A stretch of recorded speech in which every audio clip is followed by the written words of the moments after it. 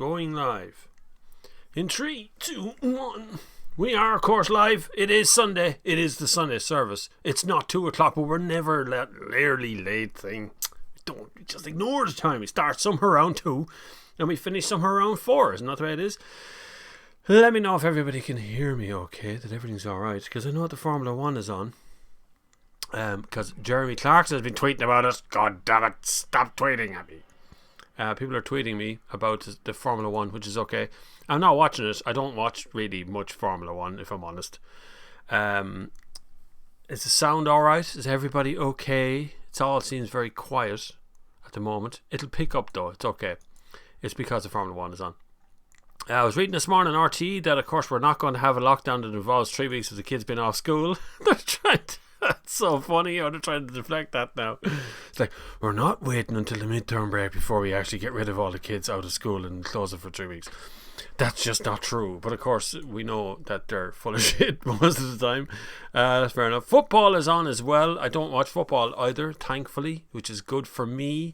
There's lots of men like me, so please don't think that you're all alone if you're a man out there and go, I know nothing about football. I don't know anything about football either. Which is surprising because constantly TikTok, people come on and go, do you like football? Do you like Formula 1? Do you like... Not really. No, I don't watch any of that. Oh. My wife has come early with something. Tea. We've gone live. Okay. I'll leave it that after this. Look what she's brought. A little racer bar. What do you call them? They're marathons, aren't they? Snickers bars. I'm not going to eat them live on air because I go mwah, mwah, mwah, the whole time. It wouldn't be fun at all. But I will read them. I'll stick the note up on the thing somewhere. Right. Footy Ferrari was here earlier on at 1:30. He's still here, Footy Ferrari, because he is a big subscriber. Thank you very much. Also news, I'm going to be doing this. I'm in negotiations to do one of the competition things. So I might do a competition soon for a car, which could be good. So leave that with me. That might be next week. Very soon anyway, put it that way. So see how he's like that. I have done my research and made sure that all the companies involved are all really good and there's no problem with them and everything's okay. We're all above board and everything. So we'll see if we can get something done with that. Bear in mind, since I started my TikTok channel, which is now over 52,000 followers, thank you very much, I've got at least 9 offers of giving away a car. So I'm going to try and pick one that's actually good. Daz Senna, hello from the north of Ireland. Hello, north of Ireland. How is your COVID-19 lockdown happening up there? You've got cases too? We had over 1,000 cases yesterday. I'm not so worried about cases. I'm more worried about hospitalizations and deaths. You know, they're the ones that kind of, when they're increasing, when they're getting worse, then you kind of got to worry about what's coming up next. I wouldn't be so worried about stuff that's happening right now. Please click the like button, because YouTube will pay no attention whatsoever if enough people don't click like. So everybody make an effort and click the like button. It's like a little thumbs up for me. Thank you very much. And if you can, share it. Just click share on the thing, click the little arrow yoke and just share it out across your social media or across a text message. Bring in a couple of extra just so we get a few more in, because today is a bit of a competition. The sun is out. Football is on, the Formula 1 on, there's all kinds of things on. And I made a new logo, which you'll be able to see down the corner of the screen there somewhere. Well, I didn't make it. It was made for me by a lovely guy on Instagram, who's called, I keep meaning to give him a shout out. I paid for it, but I have to give him a shout out anyway. He's a lovely guy. Twitch Logo Design was a guy from, I don't know where he lives actually, but he's not Irish. I'll say that for him. He came at me and said, here, listen, we like what you're doing. Do you want to be a Twitch logo thing? And I went, yeah, sure. Why not? Sure, why not? I don't really do Twitch, but I do now. I was streaming Twitch the other day. You can find me on Twitch at Bob Flavin if you're interested in gaming at all, because I have been streaming Call of Duty Warzone, which is really fun. A lot of guys on the other day. John Harris is here from a cloudy Dordogne, yeah, Dordogne. I can never say that bloody word. Hello, France. How is everybody down there? Somewhere down in France. It's cloudy. It's cloudy blue sky here. It's a little bit of both here. Andy McAfee is here, bang tidy weather up my way today. The SS tradition, I hate to say the SS thing because I'm sure YouTube is kind of going, what did he say? What did he say? Did he mention a war? The SS tradition of fish and chips has been forgone for a big slap of winner chicken dinner. Obviously I'll be attending the kitchen table on the tablet. Good man. I have no idea what we're having for dinner today. I don't know, but I'm definitely going to eat something. I'll put it that way. Apples Genoa, give me thumbs up. Thanks very much. Eric Rochford is in the house. Mark Turner Smith can't join us today, but will be in at some stage today. He usually does. Turn up a little bit late. Probably out cycling something. Out messing around on a bicycle. Alan Burke, good day to you, sir. Irish Runners here as well. Irish Runner. That Irish Runner magazine, like, no? I was supposed to write an article for Irish Runner magazine so long ago, and it went out of my mind really badly. You just get swamped with things. And then I had to get rid of stuff. How are you, boss, anyway? Mark King says, hello, Bob, how are you? Irish Runners football is on. Minsk is here, good man. JV, just got the notification. Good. I'm glad to see it. Concurrent viewers are starting to rise up. It's okay, because we get into our stride if lockdown happens. Don't let lockdown get you down. I know we're on level 3 at the moment, and UK is rising as well, but if we go to level 5 or we go to full lockdown, don't get too uptight about it. I will stream more often, go back to documentaries. I have a few videos in the can. I'll put out stuff that I can do to entertain you, like Robbie Williams. Let me entertain you. I heard he was on the other day, actually. I was listening to the podcast by... I can't remember his name. Robbie Williams was on it, and it's gone out of my mind. I'll have to look it up now. It's gonna, because this is what happens to me. My brain goes, "Yep, you can do that." Adam Buxton. He's on Adam Buxton. Robbie Williams reminds me of someone who seems to be talking at 75% of his speed. It's like his brain is engaged, but he's talking very slowly, thinking about every word. He's a very odd way of going on. Also, listen, if you want another podcast recommendation, Tommy and Hector, Tommy Tiernan and Hector from the telly, do a kind of it's hard to explain. It's like little comedy routine sketches, things that come back to them every once in a while. It's funny in places. It can be really funny in places, like small little comedy show, and then other bits are just kind of boring. Mark King is here. Hello, Bob. How are you? Thanks for Irish Runners. Brian Kelly. How are you, Bob? From Brian and Clay. Come on, Brian. I think we're friends on Facebook as well. You know who's my friend now on Instagram, by the way, which is worth checking out. He's called Making Big Bank, if you want to check out somebody. It's very adult, just warn you. But he's a forester from here in Laois. David Cuddy is his name, and we've become kind of internet buddies now because I've never met him, but because he keeps getting tagged in the TikTok thing, which is really funny. Campervan Creations here as well. There's Jamie. Come on, good to have you. Evan Moore, what's your opinion on the BMW 840D? Did you drive it? Is it quick? None of the diesel cars are really as quick as they used to be because people only buy diesel for long range driving. So they're quick, but relatively quick. There's more fun in the petrol one by a long way. But 840D is always going to be a beautiful car. So I think it's a very pretty car, unless they continue to make the bleeding kidney grill into a lung grill, which is what the size of the thing looks like a big lung now. But 840D is gorgeous. I tend to steer towards the Grand Coupe. That extra couple of inches in the wheelbase makes all the difference in all of the BMW. So every time I see a BMW, the Grand Coupe version is always nicer to drive than the standard one. So I would definitely go with that. Garrett Talbot has dropped. I hand wash cars every week as the tree sap affects them. Notice the paintwork is affected. How to polish to back it up, and hard water area doesn't help. I have a hard water area as well. It's a balls of a racket here. Like when I say hard water, you can see it in the water. You can see the lime sitting in the water. Lime in itself is not terribly bad for you, and it's not terribly bad for your car either. But obviously, tree sap is dreadful for paintwork. As is bird poo, right? Either of those two will really do harm. Now, there's valeters that do turn up here quite regularly. There's a guy called Kyo Valeting. Let me see if he's got an Instagram thingamajig. He's very, very good. Gives great advice. Will come around and sort your car out in the blink of an eye. But I don't know if you're in the UK, but he's really good at giving advice as well. Why is my Ring doorbell suddenly gone wild? I was looking at my Instagram, you clown of a York. Kyo, K-E-O. There he is. Kyo Valet. There you find that guy on Instagram and ask him about hard water and all that sort of stuff. He'll sort you out in a flash. Kyo Valet on Instagram. Or you can find him, he's on TikTok, he's on various other stuff as well, but I'm not sure he's got an account here today. Zdenko is here, thanks Zdenko. Mark King, what do you think of a 1.6 TDI engine in the 2010-2011 Passat? Is enough of an engine to get the car? Should I take the insurance hit and get a 2009 1.9 TDI Passat? Mark, that is a very informed question you come up with. At least you're given some years, and a lot of the guys don't. I think the 1.6 is okay, but it is underpowered, and that's a big car, so it has to be hauled around behind this little engine. You know, there's just a lot going on to make that work. Now, that's not to say it's going to get unreliable, but a smaller engine does not tend to last as long as the bigger engine. So if you can step up to the 1.9 TDI, it's a solid unit. Yeah, there's a lot of them about, so there's plenty of parts. They do get some problems with them up and down. They burn a little bit of oil, but so does the 1.6. I would prefer to have more horsepower for longevity than have a smaller engine to save a little bit on insurance. That's kind of the way I would be around it. Now, I'd only buy a diesel currently if you were doing the mileage to make it work. A lot of people are buying diesels and then not going the miles, and the car just spends most of the time sitting outside gathering dust. You might as well have had a bicycle or a petrol or a diesel or a electric car, whatever, you know. Between the whole lot of them, I wouldn't buy an old electric car. They're crap. The new ones are nearly crap, let alone the old ones.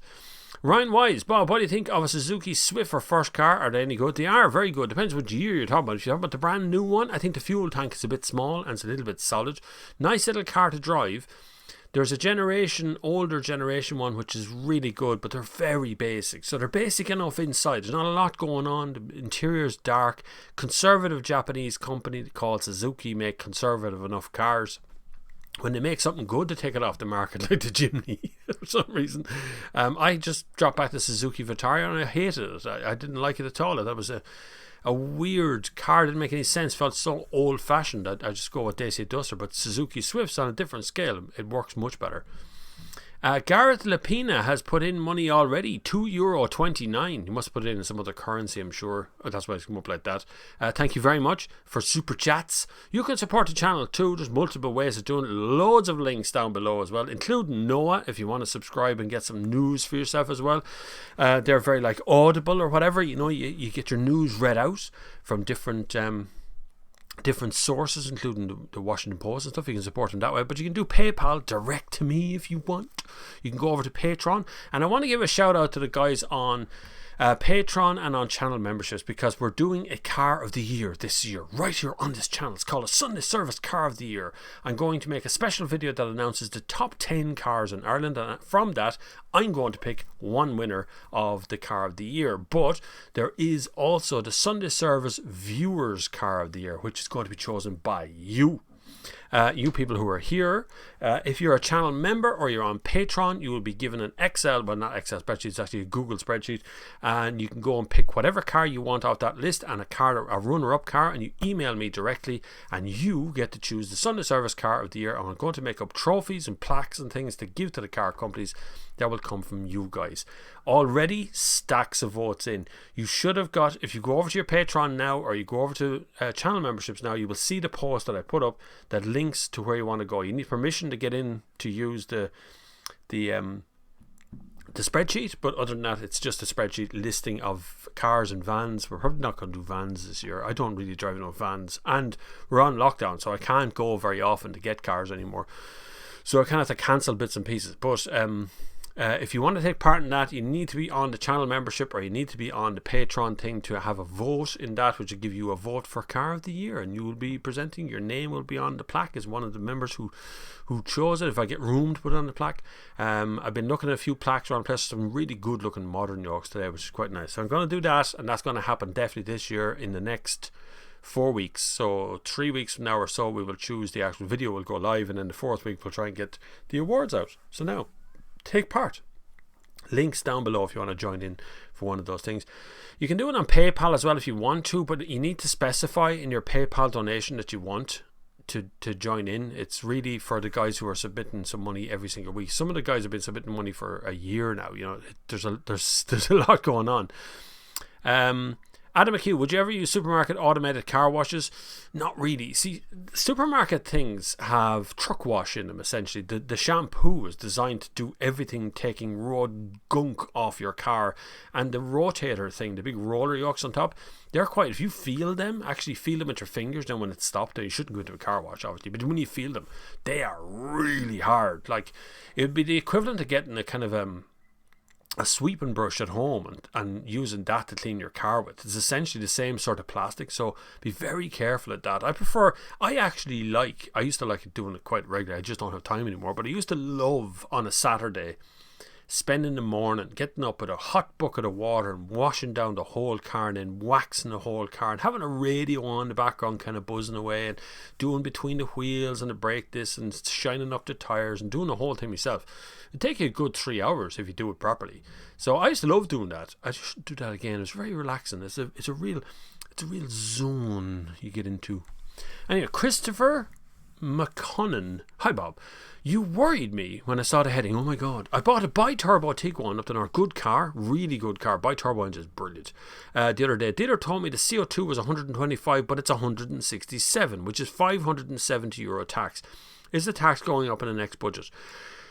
If the environmental end of things gets a hold of stuff, they see CO2 and particularly cars as the enemy.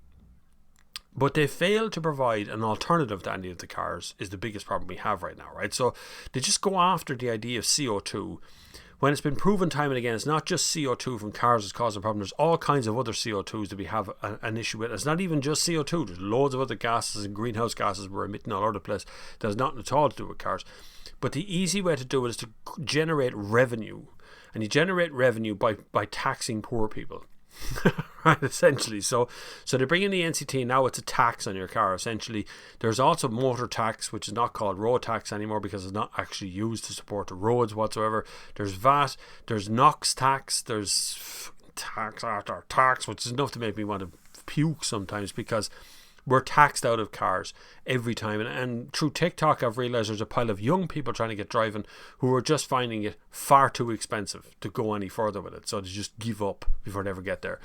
So I would suggest in the next budget, it's being floated. It's been floated a couple of times about a special tax. There'll be carbon tax, of course, which will also attack your car.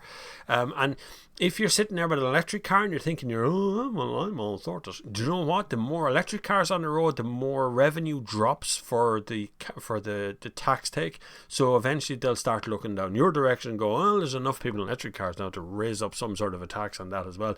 There's no way revenue ever loses. And it not just mean revenue. I mean, the tax office, the taxes of Ireland, they will not lose money whatever happens. So they're going to get us one way or the other. It's just a question of time of how to do it. And they'll do it very, very slowly. Take me Schnapp. When are you reviewing the car? When you're reviewing the car, why not do the review on the R132 from Castlebar? It's a road from hell. Love that. Please specifically come to a road and review the car there and go, God, this road is terrible, but the car is great. I tell you what, I noticed the other day, I was talking to a fella in the UK and we were having a sort of a three-way conversation with a fella in Scotland as well. And essentially, the roads in Ireland are really good in compared to the roads in England and Scotland, and particularly Northern Ireland. And I don't know why that is. We used to have really crap roads. And I remember I drove up the north of Ireland earlier on this year before anything ever heard of COVID-19 and lockdowns. I was actually there. And the minute you cross the border, you can realise the roads are much worse up north, particularly towards the west side of up north. Towards the Belfast side, you're okay. Dino says, just passed the driver theory test. Oh, fuck, I'm already 15 minutes behind. This is crazy. Just passed the driver theory test, opinion on buying a new car versus leaving it and sticking with the instructor's car. Thanks. Well, you got two choices on that one, right? You can buy your own car and train in that, and you need a fully licensed driver sitting beside you who's qualified for 2 years, right? They don't actually have to be awake or sober or anything, but they can be sitting beside you. So you need them for your own practice. That means you can practice whenever you've got the fully licensed driver with you. If you go with just the instructor's car, you have to pay money every time you want to use it.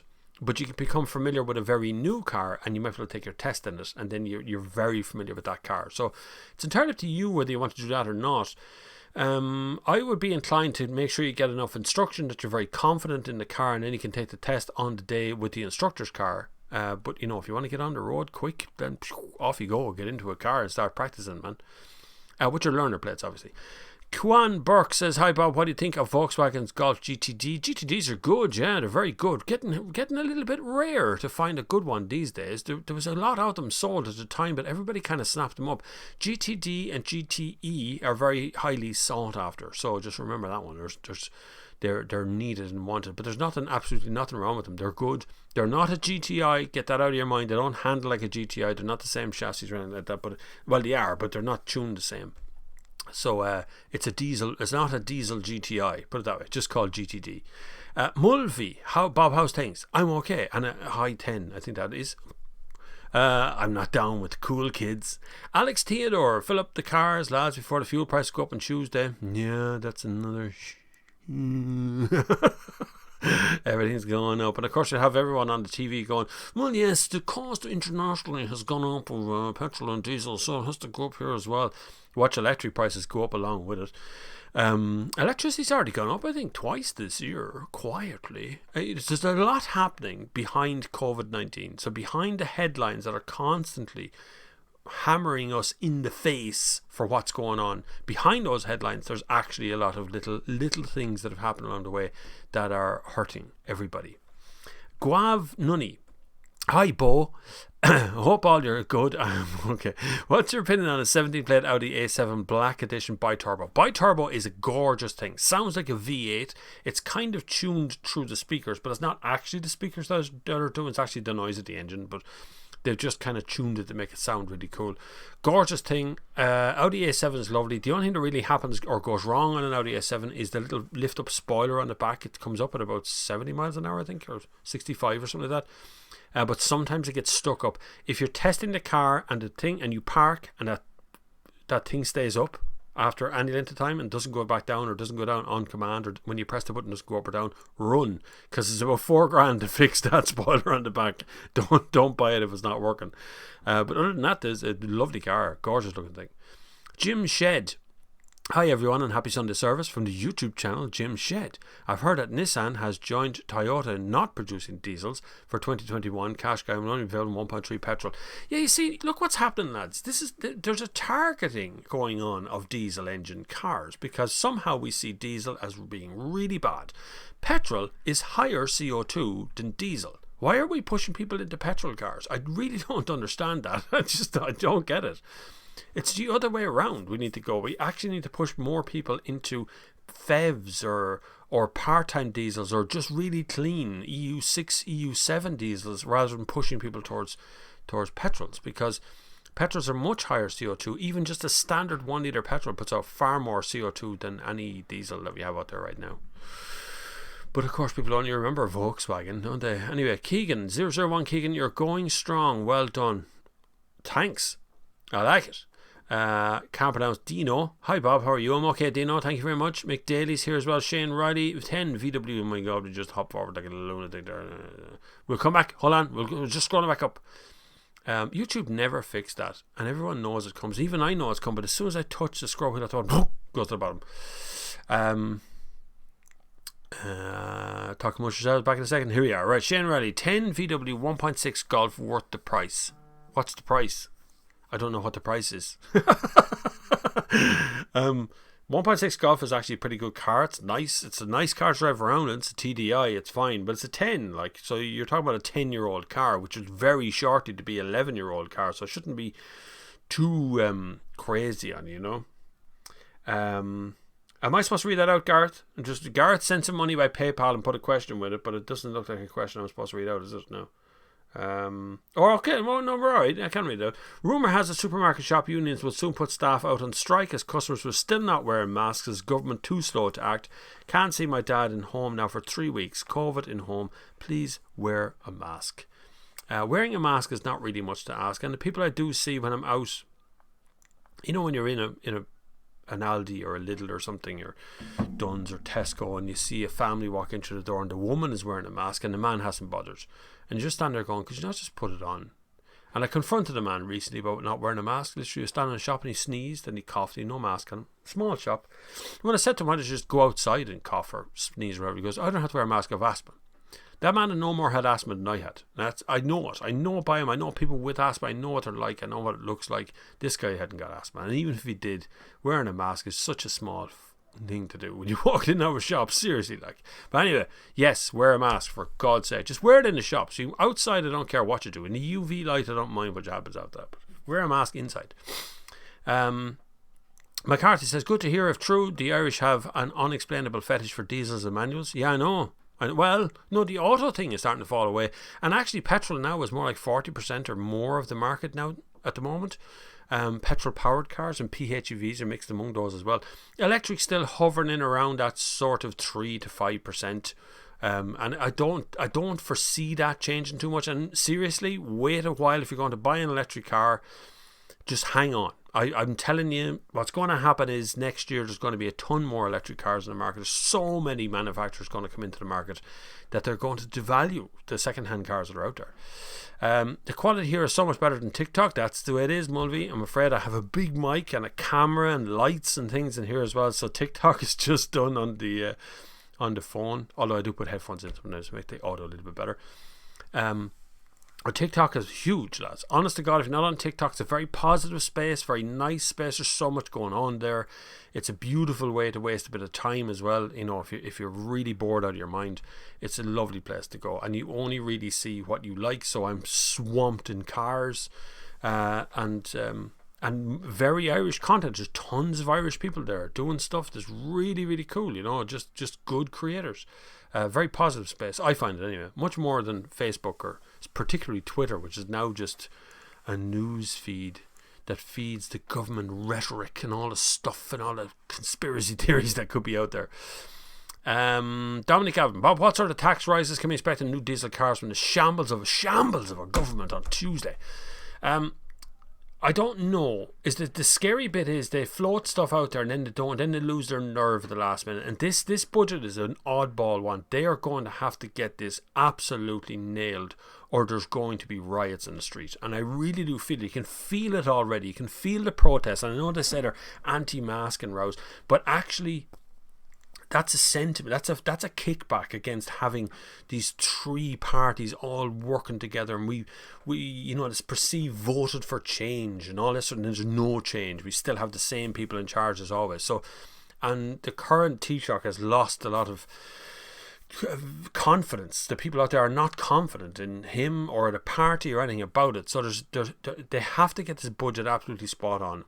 And what I fear is that they're going to try and bring in another CO2 emissions thing, or raise the tax on CO2 emissions that are over 100 grams or something, you know, something that will just kind of suit the rhetoric at the moment that will allow them to lower their CO2 emissions, which essentially will tax the whole bloody country, because that's what cars we're all in, right?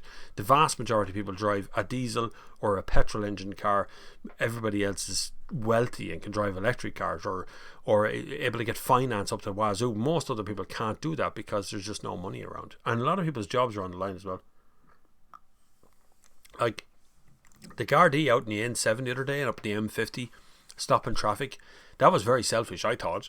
People just trying to get the bloody work. Like, anyway, I don't know is the answer, Dominic. They've floated all kinds of things about the budget, but I'm not sure which ones they will actually carry out, because it's going to be nails on a blackboard for some people no matter what they do, and if they don't get it right, they're going to be broke. Andy Tierney, hi Bob, what's your favourite mark of St. Leon? FR, Mark 1, 2 or 3? I would go with Mark 2 is my favourite one. 3 is good as well, but I think Mark 2 kind of nailed the suspension a bit better and the performance a little bit better. The Mark 3 one, the suspension's just a teeny bit too hard, and there's too much electronics. I think there's just so much. Same, I have a Skoda Octavia this week, the estate one, absolutely fabulous car, too soft on the back suspension, but electronics are still a little bit sometimes you get in, sometimes you get a black, you go into reverse and there's a black screen, and sometimes it's the weirdest experience, just kind of getting, why is that not working? Or you plug in your Apple CarPlay and you're halfway to dropping the kids to school and the CarPlay appears on and suddenly it's playing what you wanted to play. It just seems very laggy or something. I can't quite work out what it is, and it seems to be a Volkswagen Group thing at the moment. Because I remember in the last version of the Volkswagen Golf, I could drive the kids all the way to school and the radio might come on just as we reached school. Like, a long time. Adrian Mortimer says, afternoon Bob, good to have you back on. Anytime. I'm here every Sunday. Pat Nolan, we are we all not your friends, Bob? That's hard to say, Pat. Whatever way you've written that. Everybody's my friend, Pat. In fairness, I don't know where that came from. Yes, everybody's my friend. But if you're talking about the car of the year, you have to be supporting the channel in a way that ends in financial support. I can only track. See, the only way I can't share things by PayPal. So PayPal is like a once-off tip jar payment sort of thing, but I can share things through Patreon, through channel memberships and that sort of stuff. I can do that, so I can put them up there. So if you want to become a channel member, you have a vote in the Sunday Service Car of the Year, which I was told not to do this year, but I'm doing it. I'm doing it because I can't wait. I have no effort. Howard Donnelly is looking for access to it. That's okay. Good man, Howard. Everybody didn't know whether they could do it or not, but they can. Yes, there you go. Now, it takes a minute for me to get your sharing up, but once it's up, it's up. There is actually the list right there. See, there's on a little spreadsheet. It's good, it's good, it's good. There is a winner. I can tell you right now, there is already someone who is leading a car that is leading the list already. Mulvey says, did I not read somewhere plans to abolish VRT in a new budget? They won't abolish it. Yeah, man, they will not abolish it. At the best they will do is maybe lower it by a couple of % for a long time, or for a few months maybe, to get things running again. But VRT is an enormous income for the government. Cars themselves make in excess of 10 billion a year, just on their own, just the various taxes around to cars, and that includes VRT. VRT is a massive money maker. There is no hope of them abolishing that, because two things would happen. One is, if you abolish VRT, you would make the cars look attractive here, because they compete with UK prices, which is brilliant, and that's what should happen. I'm all for abolishing. I think you should just get rid of it. I just don't think they will. But two, you would devalue the current stock of cars on the road out there right now by the price of their VRT. That wouldn't suit the lads at all. No way. But they might lower it for a while. Andy McAfee says, just don't use your manky lime water in your coolant mix. You shouldn't be using coolant mixed at all. You should be buying the coolant straight from the motor factors, which is pre-mixed with clean deionized water, if there's any water in it at all. Some of them are 100% chemicals. Pod62, I've never seen that name before, yet you're a channel member. Hi Bob, any idea what the crack is with taking test drives on cars from a dealership at the moment? They have to, well obviously they have to have the car clean before you go near it, right? That would be the thing, and you're supposed to wear a mask and all this sort of stuff. But yes, you can do. I've seen them. People have tweeted me about going on test drives, so it's definitely happening without a shadow of a doubt. Check out your local dealership. Air Smithy, afternoon Bob, did you get my email this morning regarding the dyno results on the dyno video? I did. I haven't read it yet because I've been here preparing this all morning. Your video is out tomorrow or Tuesday. I had a problem with one of the audio tracks on it, but it's okay. It'll be there. It'll be fine. Don't worry. You work out the video. Gareth Talbot, thank you. Smithy, cannot wait to see the video review of my car. Totally enjoyed the film down in the plaza. I see now one of the Sunday service brethren was down here, and we filmed the video together in his car. Marco Driscoll, thoughts on a 1.4 Skoda Octavia 2007? Very underpowered. Great car, massive, but that 1.4 savages petrol. Really does. It's hard on fuel. Because it's a big car and it sits down, but it is a brilliant car. It was the Skoda to put Skoda on the map, so to speak. So yeah, bang on, but a collector's item maybe even, but just very hard on fuel. You will be going to the petrol station a lot. Keegan, we are all going automatic whether we like it or not. Discuss. We are, yeah, pretty much, because car companies can control the CO2 emissions and control the gear ratios and control what gearbox you have and control the rev limiters and how much CO2 because of the amount of revs you put out, and all this stuff that comes from automatic. And I must resist. I feel like resisting this because I do love a good manual every once in a while. There's very few good manuals, but I do love a good spin in something that has a proper, like, manly clutch gearbox combination rather than just click, click, click, click, click, click, which is what happens most of the time. Most automatics, like particularly some of the Audis, Audi S7 is like a PlayStation. It's like a very scary, frightening PlayStation game. Just fabulous, but scary all the same. But I do love a good manual. A good manual car is always good, and I think like Volkswagen Golf GTI should be a manual. I think a Skoda VRS or RS, depending where you're from, is good manuals as well. All the BMW M series cars, brilliant manuals. They're all gone now. They're all automatics. So there's a lot happening in the auto gearbox race at the moment. H2O Dyno, I was considering getting a 2011 BMW 320i, but the 320d is much more common, which is better. By the D, much more common, I feel like you're missing something. Well, see, it's not a matter of better, it's a matter of need, right? Petrols do better on short, sprinty things. So if you're driving around a town or you're driving in a city environment, a petrol will be a friendlier thing to you. It's quicker to warm up in the morning. It's cheaper to service a petrol. Petrols are just do about the same fuel economy as a diesel around a city environment, stop-start stuff. It's a lighter car. There's lots of benefits to a petrol, but diesel has the edge by a long way on long distance runs. So if you get up in the morning, you drive along the M50 or the M25 or whatever it is, long circuit runs, then a diesel is going to be a winner for it, because diesel is much better over distance and the fuel economy is better. Some countries, UK, Scotland, Northern Ireland, a lot of petrol and diesel is nearly the same price at the pumps, almost the same price. Here there's a bit of a gulf between the two as which one's cheaper, but generally speaking, the petrol's better for short runs, diesel's better for much longer runs, and you will see a massive difference in fuel economy over motorway sprints.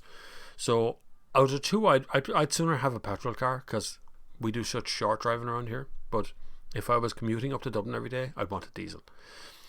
Damien M, I have a 16 Passat CC, think of getting rid of it and buying a cheap one around. It's barely leaving the house once a week since March. I know, yeah, these lockdown things are really killing mileage, and basically your car is just a big tax thing sitting outside the door. Like we did the same, we were considering the same thing. We have a 2006 Leon there, and it only goes up to Shaw's and back, and goes up like Lidl, Aldi. They're all in the same place. Little Aldi, Shaw's, I always say Shaw's, but Little Aldi, Shaw's, Tesco, Dunn's is all around the same area in Portlaoise. So I always say we go up to Shaw's because we just parked there and walked everywhere. But it's so close. Like it's nearly pointless having a car now. You might as well just go on a bike or walk or get one of those little, you know, the little old lady shopping basket things on wheels behind you, pull behind you. Get one of them things. You want to get an electric one of them. Surely you get a ride-on version of that. That'd be brilliant. Ride-on. They tax it. That's how that happened next. Eamon and Ryan come down and go, that's the rule to tax that. Paul O'Connor, hey Bob, did you see my comments here posted at 11:30 a.m? No, Paul. Whatever happens, YouTube seems to just eradicate them as it goes. Someone wants to come on earlier. If I don't leave the window open for the whole time, it disappears when I get here. So I missed it, Paul. Sorry. Ahmed, I came from your Auris Hybrid review that you posted a few years ago. Loved every video since. Thank you very much. No problem at all. Anytime. I forget what the Auris Hybrid video was. So many videos. I think it was like 800 now. I think it was 700 and something videos up. And we got 5,000 new subscribers in the last 3 weeks, I think.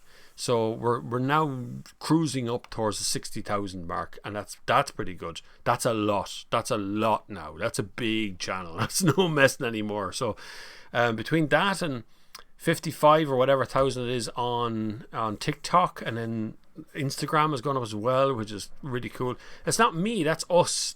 We're all getting attention now, and I notice a lot more people take everything I say now is just like, oh, how dare you mention that sort of thing, and I think you're factually incorrect. It's like, I'm only talking about cars. Relax. Danny says, well, Bob, how you doing? Well, I'm alright, thank you very much. I hope you're well too. Carl's answering that question. Martin Bowden, a BMW X5 50i. What do you think, Bob? Have a chance to get one new, very good. It's a lovely car. It's big, Martin. It's a big car, right? It doesn't look terribly big from the outside, but when you're driving around in it, it's big.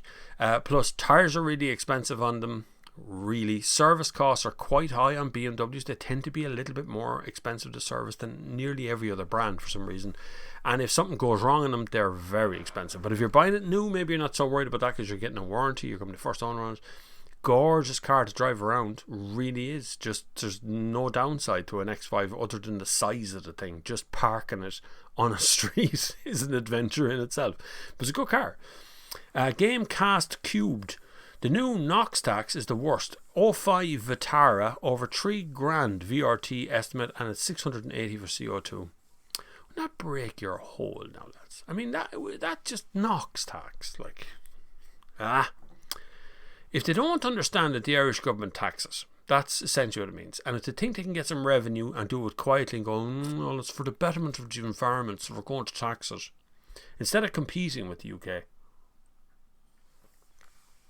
See, there was a point there where the UK car market was trying to get rid of its high NOx, high CO2 cars, because they're doing the same thing we're doing. They're trying to get rid of it all, and they were actually dumping it over here. So they brought in a NOx tax to try and stop that. But in actual fact, what they were doing is just making sure that you're going to pay more money for your imports, which is actually illegal.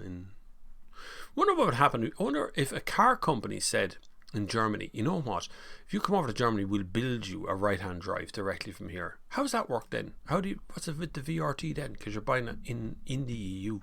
Never thought about it. Nige Smith.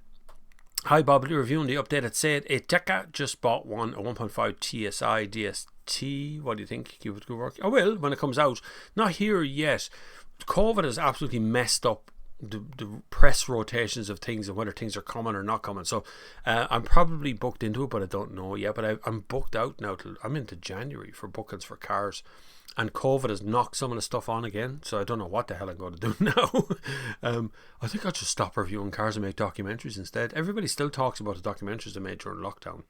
I still get them mentioned to me, which is very weird because we're very much of the fly on the moment. Like, anyway, Paul O'Connor says the Greens, in quotation marks, want to tax petrol and diesel cars to make them the same cost as EV cars. That's the way they would achieve the ban. You're absolutely spot on. Paul has hit nail on head. EV cars are phenomenally expensive for what you get in them.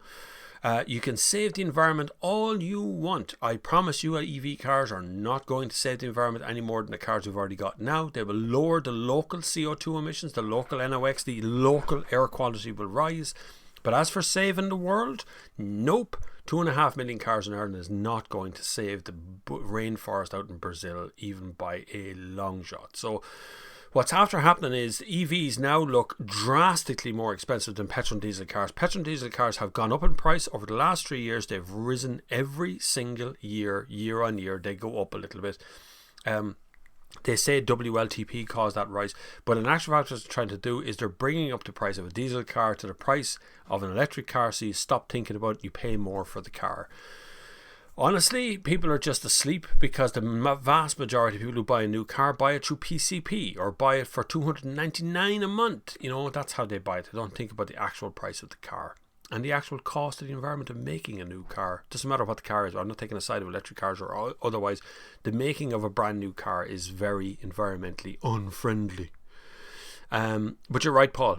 Absolutely. Nail. You could quote that in some outlet somewhere. Danny, hi Bob. I have a car that is completely off the road and needs an MOT. I think it's called NCT down south, not sure. Yeah, when do you think you'll be able to get it done? It depends if your MOT centres are open or not. Our NCT centres are open currently.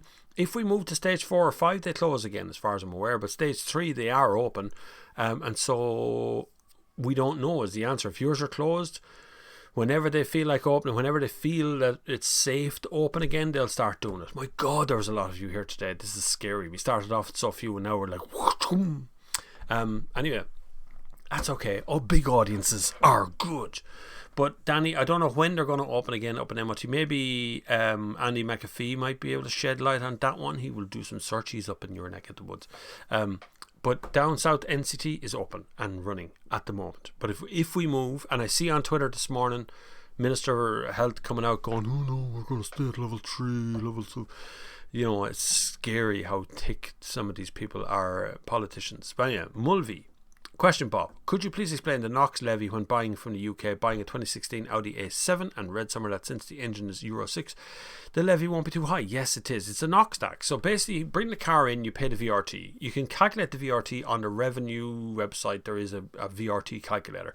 You can't calculate the NOx on it until you've been tested. So the day you're go into the NCT centre to get your licence done and do your VRT, the test for NOx on that day.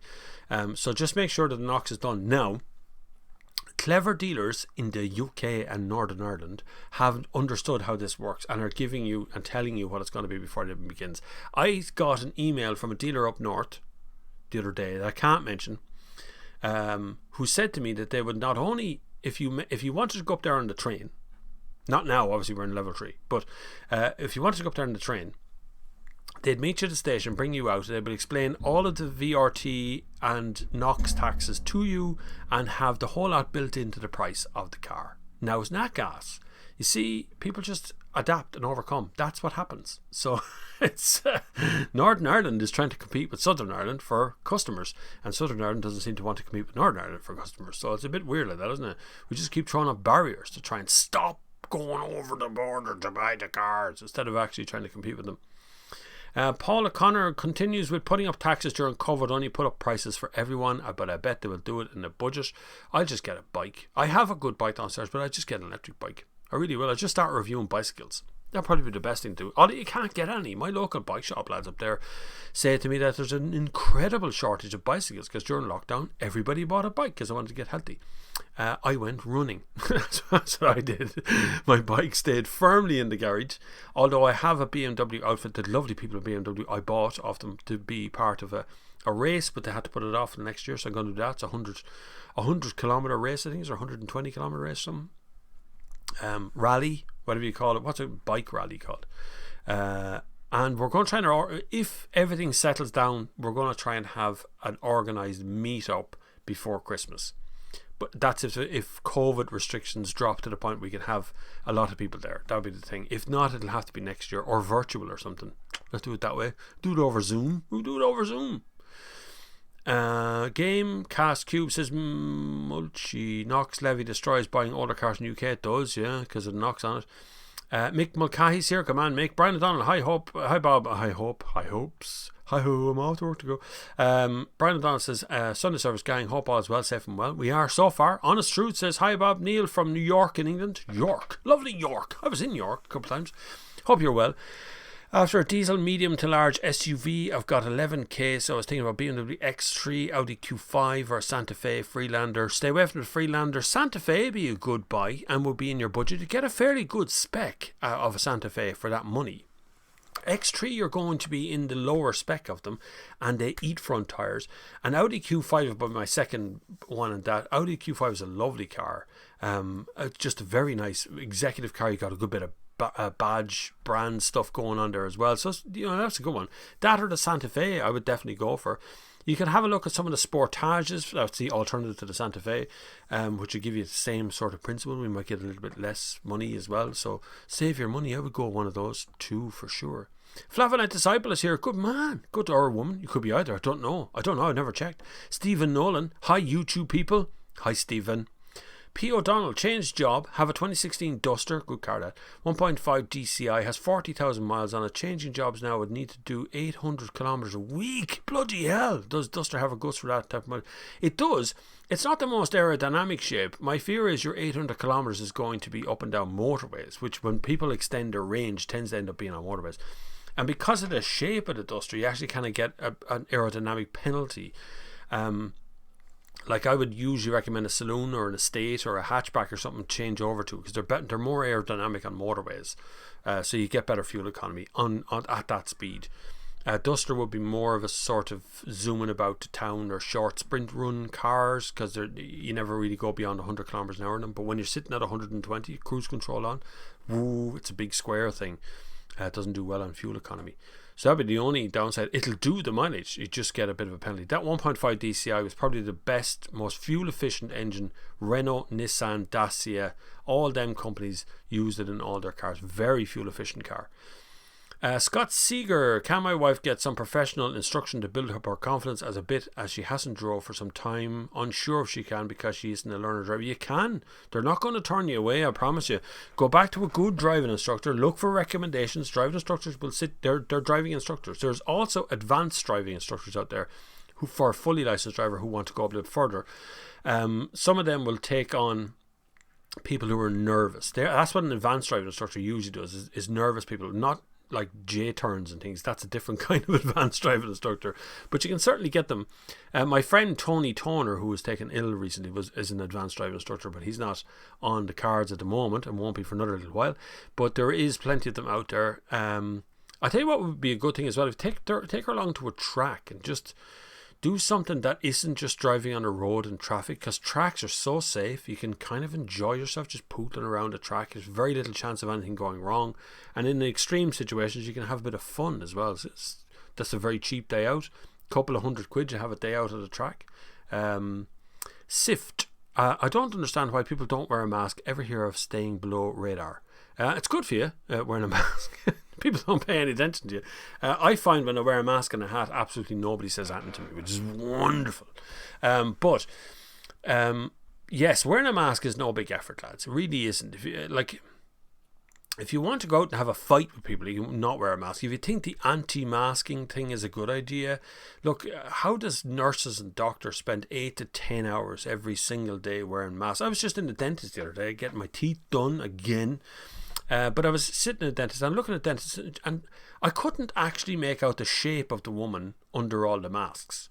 She had a mask, then another mask, and then a plastic face covering thing on, and a full head to toe kit on her.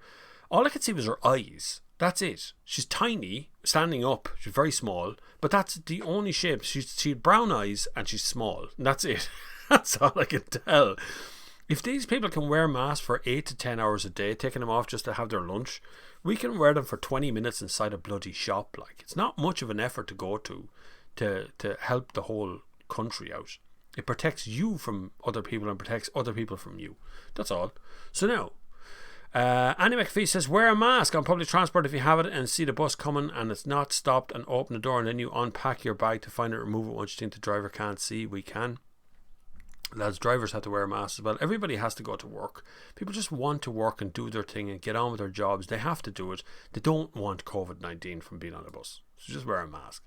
Alan Burke, if everyone wears the mask in the shops, it would only progress to wearing masks outside. Eventually it will become a freak show altogether. I don't think that's true, to be honest with you. I think people make a choice. I've travelled enough around Europe and the world for that matter to meet people quite regularly who wore masks long before there was ever mention of COVID-19. Mostly Asian people who don't like to infect other people with their when they have a cold or a flu, they put on a mask to keep it to themselves. I don't think people wear masks in the street. I don't wear one in the street because I'm told by the NHS and HSE that the UV light, the sun, kills on contact almost COVID-19. So standing in the street talking to someone like 6 feet away from them is not going to infect you no matter what, unless they cough straight into your face. But in an enclosed environment, in a small environment where you are inside a shop, you're in close contact, it's the funny temperatures and stuff will start it off.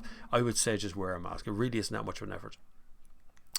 They won't bring it into the street. Certainly not in Ireland. It won't happen. Brian says, thoughts on a Mazda bringing back rotary as a ranging standard for the electric lineup? We'll see if it works this time. How many goes has Mazda had at making a rotary engine work? Actually, pretty much every car company in the world has had a shot at rotary, at least examined its possibilities and tried to make out whether it's good or not. Rotary is a fantastic thing to drive. If you've never driven one in anger, you need to give it a shot. But it's as unreliable as all hell, and it absolutely eats oil and probably eats fuel as well.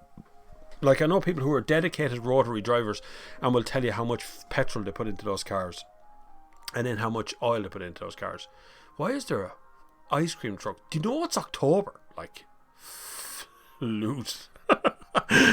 This is gas. Connor Looney, would it be worth buying a year's motor tax early this week? Well, yeah. It's always a good thing to buy a year's worth of tax because it's cheaper than 3 months. But I don't see, unless your tax is due, you can't buy it anyway. Like, unless tax is a continuous thing, it's constantly paid anyway. But if your tax is due now, buy it now before the next budget, because it'll probably go up. Mulvey, did you see those absolute plebs in Dublin protesting mass? That's not just mass though, I would say, Mulvey. You know, I really don't think that's just a mass thing. They're using mask to kind of cover over the sentiment of not wanting Fianna Fáil and Fine Gael and Green Party enforcing that. It's just to be different because people are bored. You know, people want to go to work. There's no jobs being created. There's nothing happening in the economy. They're being told they might have to lock down again. Every time you turn on the radio, someone's on going, now if you don't behave yourselves, we're going to put you into level 5. Like, you're going to be sitting in the corner with a dunce's hat on you. That's all people are listening to all the time. This constant threat in this year. So if they feel like they can do a bit of rebellion, they will. So there is an element of that, along with people who just don't quite understand what it means to wear a mask. You know, that they're being sort of guided along saying you're going to breathe in your own CO2, which is somehow going to kill you. You breathe in your own CO2 all the time, lads. It's coming out of your mouth and going back in. Your lungs are incredibly good at getting CO2 and getting oxygen back out of CO2. So you actually breathe out a pile of oxygen as well as breathe out CO2. CO2 is just an offset. I mean, everything puts out CO2 that burns, including you. But yeah, I seen the protest and stuff. It is a bit maddening. There is an element among them that are heavies. I see them in the videos. You see the guys with the masks, and they've got masks on. They're protesting about masks, they put masks on them, but they got masks on it. The hoodies pulled up, and they're looking for trouble. You can see it in their face. They're looking to see who's filmed them, who's there around. They're going over and piling in on top of people who are protesting against it. It's just there's a danger among some of that stuff out there as well, and because good people aren't paying attention. Good people are staying indoors. When there's enough good people, an area becomes a good area, and that's no joke. When you live in an area that's classed as nice and friendly and good, it's because it's full of good people, and good people come out and take part in things. Nola Grady says, is hybrid the way to go next year? Yes and no. PHEV and hybrids are becoming part of the normal now. And they're actually pretty efficient. I quite like the Grandad X, which I dropped back recently, which is really nice. It's a bit expensive, but it's nice. But with the way they're pricing cars now, the problem is that normal car, petrol diesel car with no PHEV or electric part in it is now being pushed up into the price. So you'll find a Grandad X petrol would be €47,000 and a Grandad S PHEV would be 50 grand, and you're kind of going, well, they're only £2,000 apart, without realising that it used to be like 25 grand for a car, you know. It's a serious price. The money that's going up right now, and there's nothing we can do about it, and we have no alternative. There is something we can do about it. Of course, we can elect a different government, but who are you going to choose? You've already got 3 of the 4 main parties, or 5 main parties that are in there now, and then Labour stand on the side shouting all the time. Tree Climber, full electric vehicles are not sustainable. I kind of agree, in a roundabout way. I don't think they're actually the end solution to everything. They have a point. There is a point where electric, like I could easily replace the car I have, an electric car, because we do about 6,000 to 10,000 kilometers a year, really short mileage. So replacing that is kind of and I have a charge point, you know, and I have like a card and things. So I'm already set up to do it. I could easily do enough, fairly straightforward. But for people who are driving a diesel car from Portlaoise to Dublin every day, and they're driving something old and it's costing them very little, and then they change over to electric car and that thing costs them a fortune, and they're not sure what's going on. And like I read the other day on, what forum was that? It wasn't Facebook, it was somewhere else. Anyways, electric car forum. It was a section of a car forum that was about electric cars, and a guy had come on to ask about his Kia. Because he went to a Kia garage for its yearly annual checkup, which was cost him 70 quid, 70 something. Anyway, and the 70 quid was it 80 quid, pounds? I can't remember.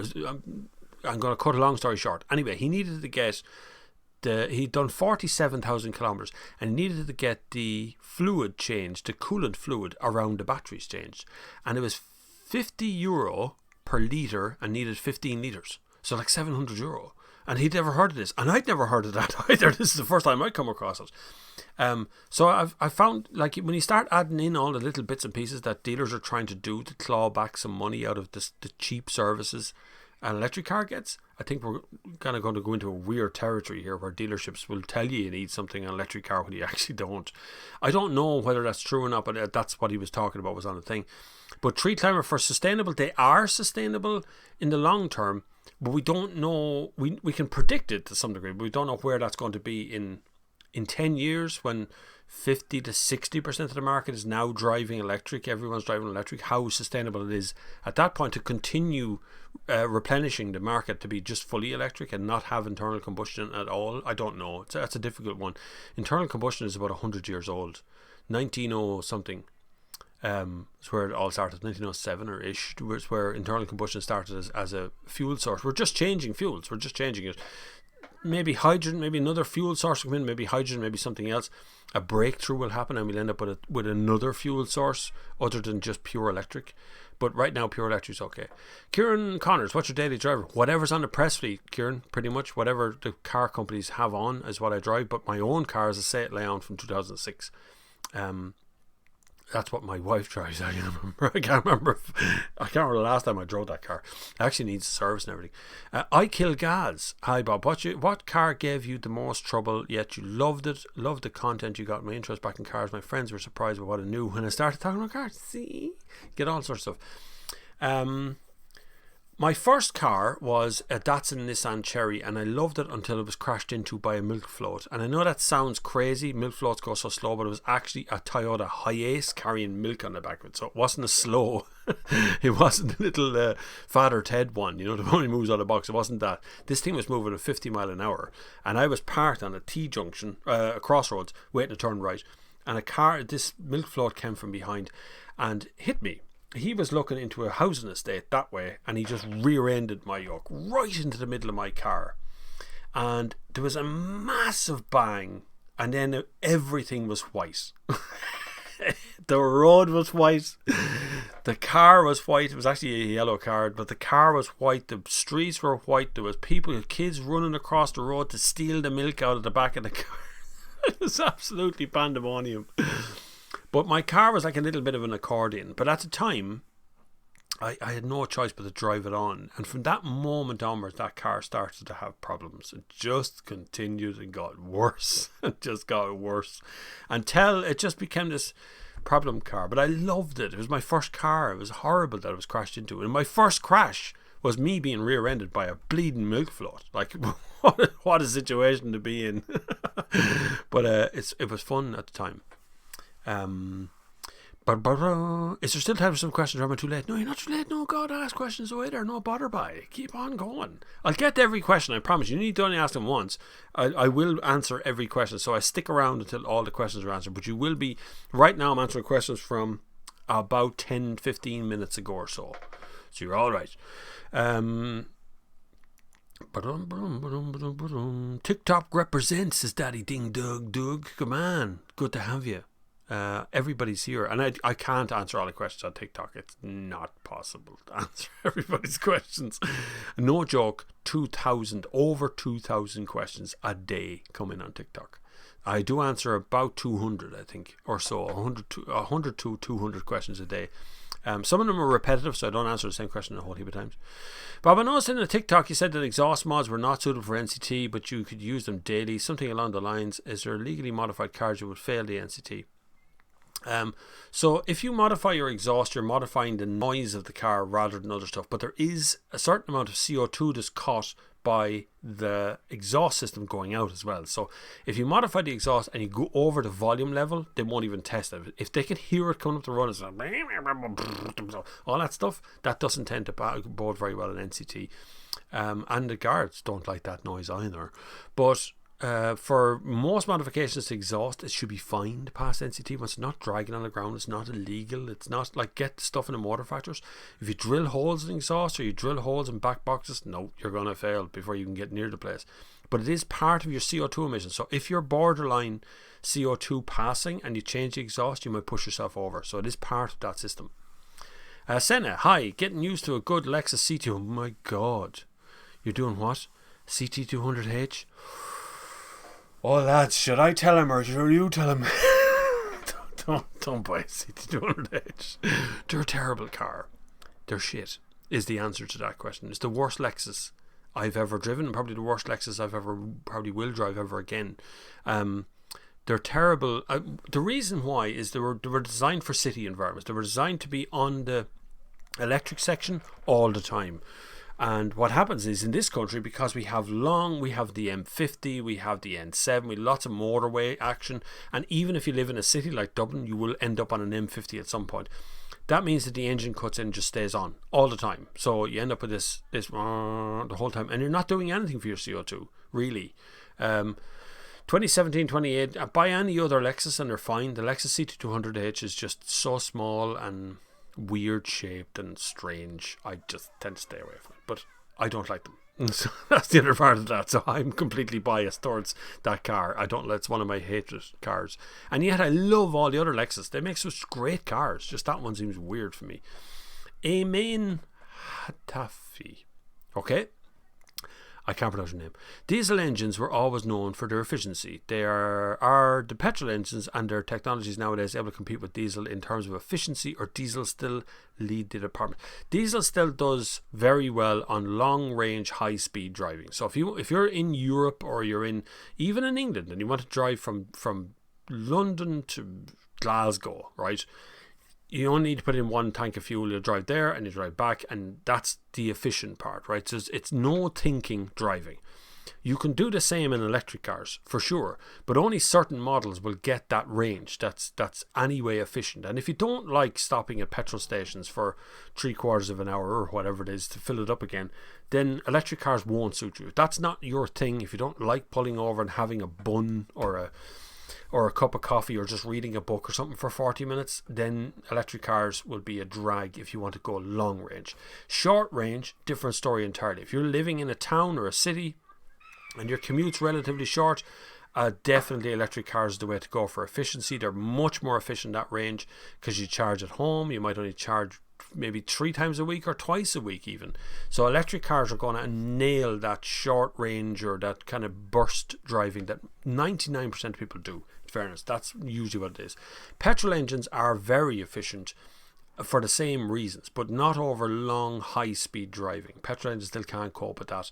They're still not as efficient as diesel. So diesel long range, petrol shorter range or shorter lower speed range. If you don't mind charging up once in a while, electric will be able to cope with all of that sort of stuff. We'll get to the point where I think we'll just look for a range, how far you want to go in whatever car you choose. You just then eventually pick the fuel belonging to it. Martin O'Brien says, good morning from Connecticut. Thank you, Martin, for joining from America. You're very kind. Don't forget you can support the channel. There's loads of ways down below if you want to do it. It's completely unsupported. I don't get paid by car companies to do reviews or TikToks or anything else. So anything you can give is always good. And YouTube is quite tight on the old. I hate what YouTube do, and I do apologise to everybody. Whenever the Sunday service is finished, I can't edit anything until it uploads and it renders and then it comes back out again.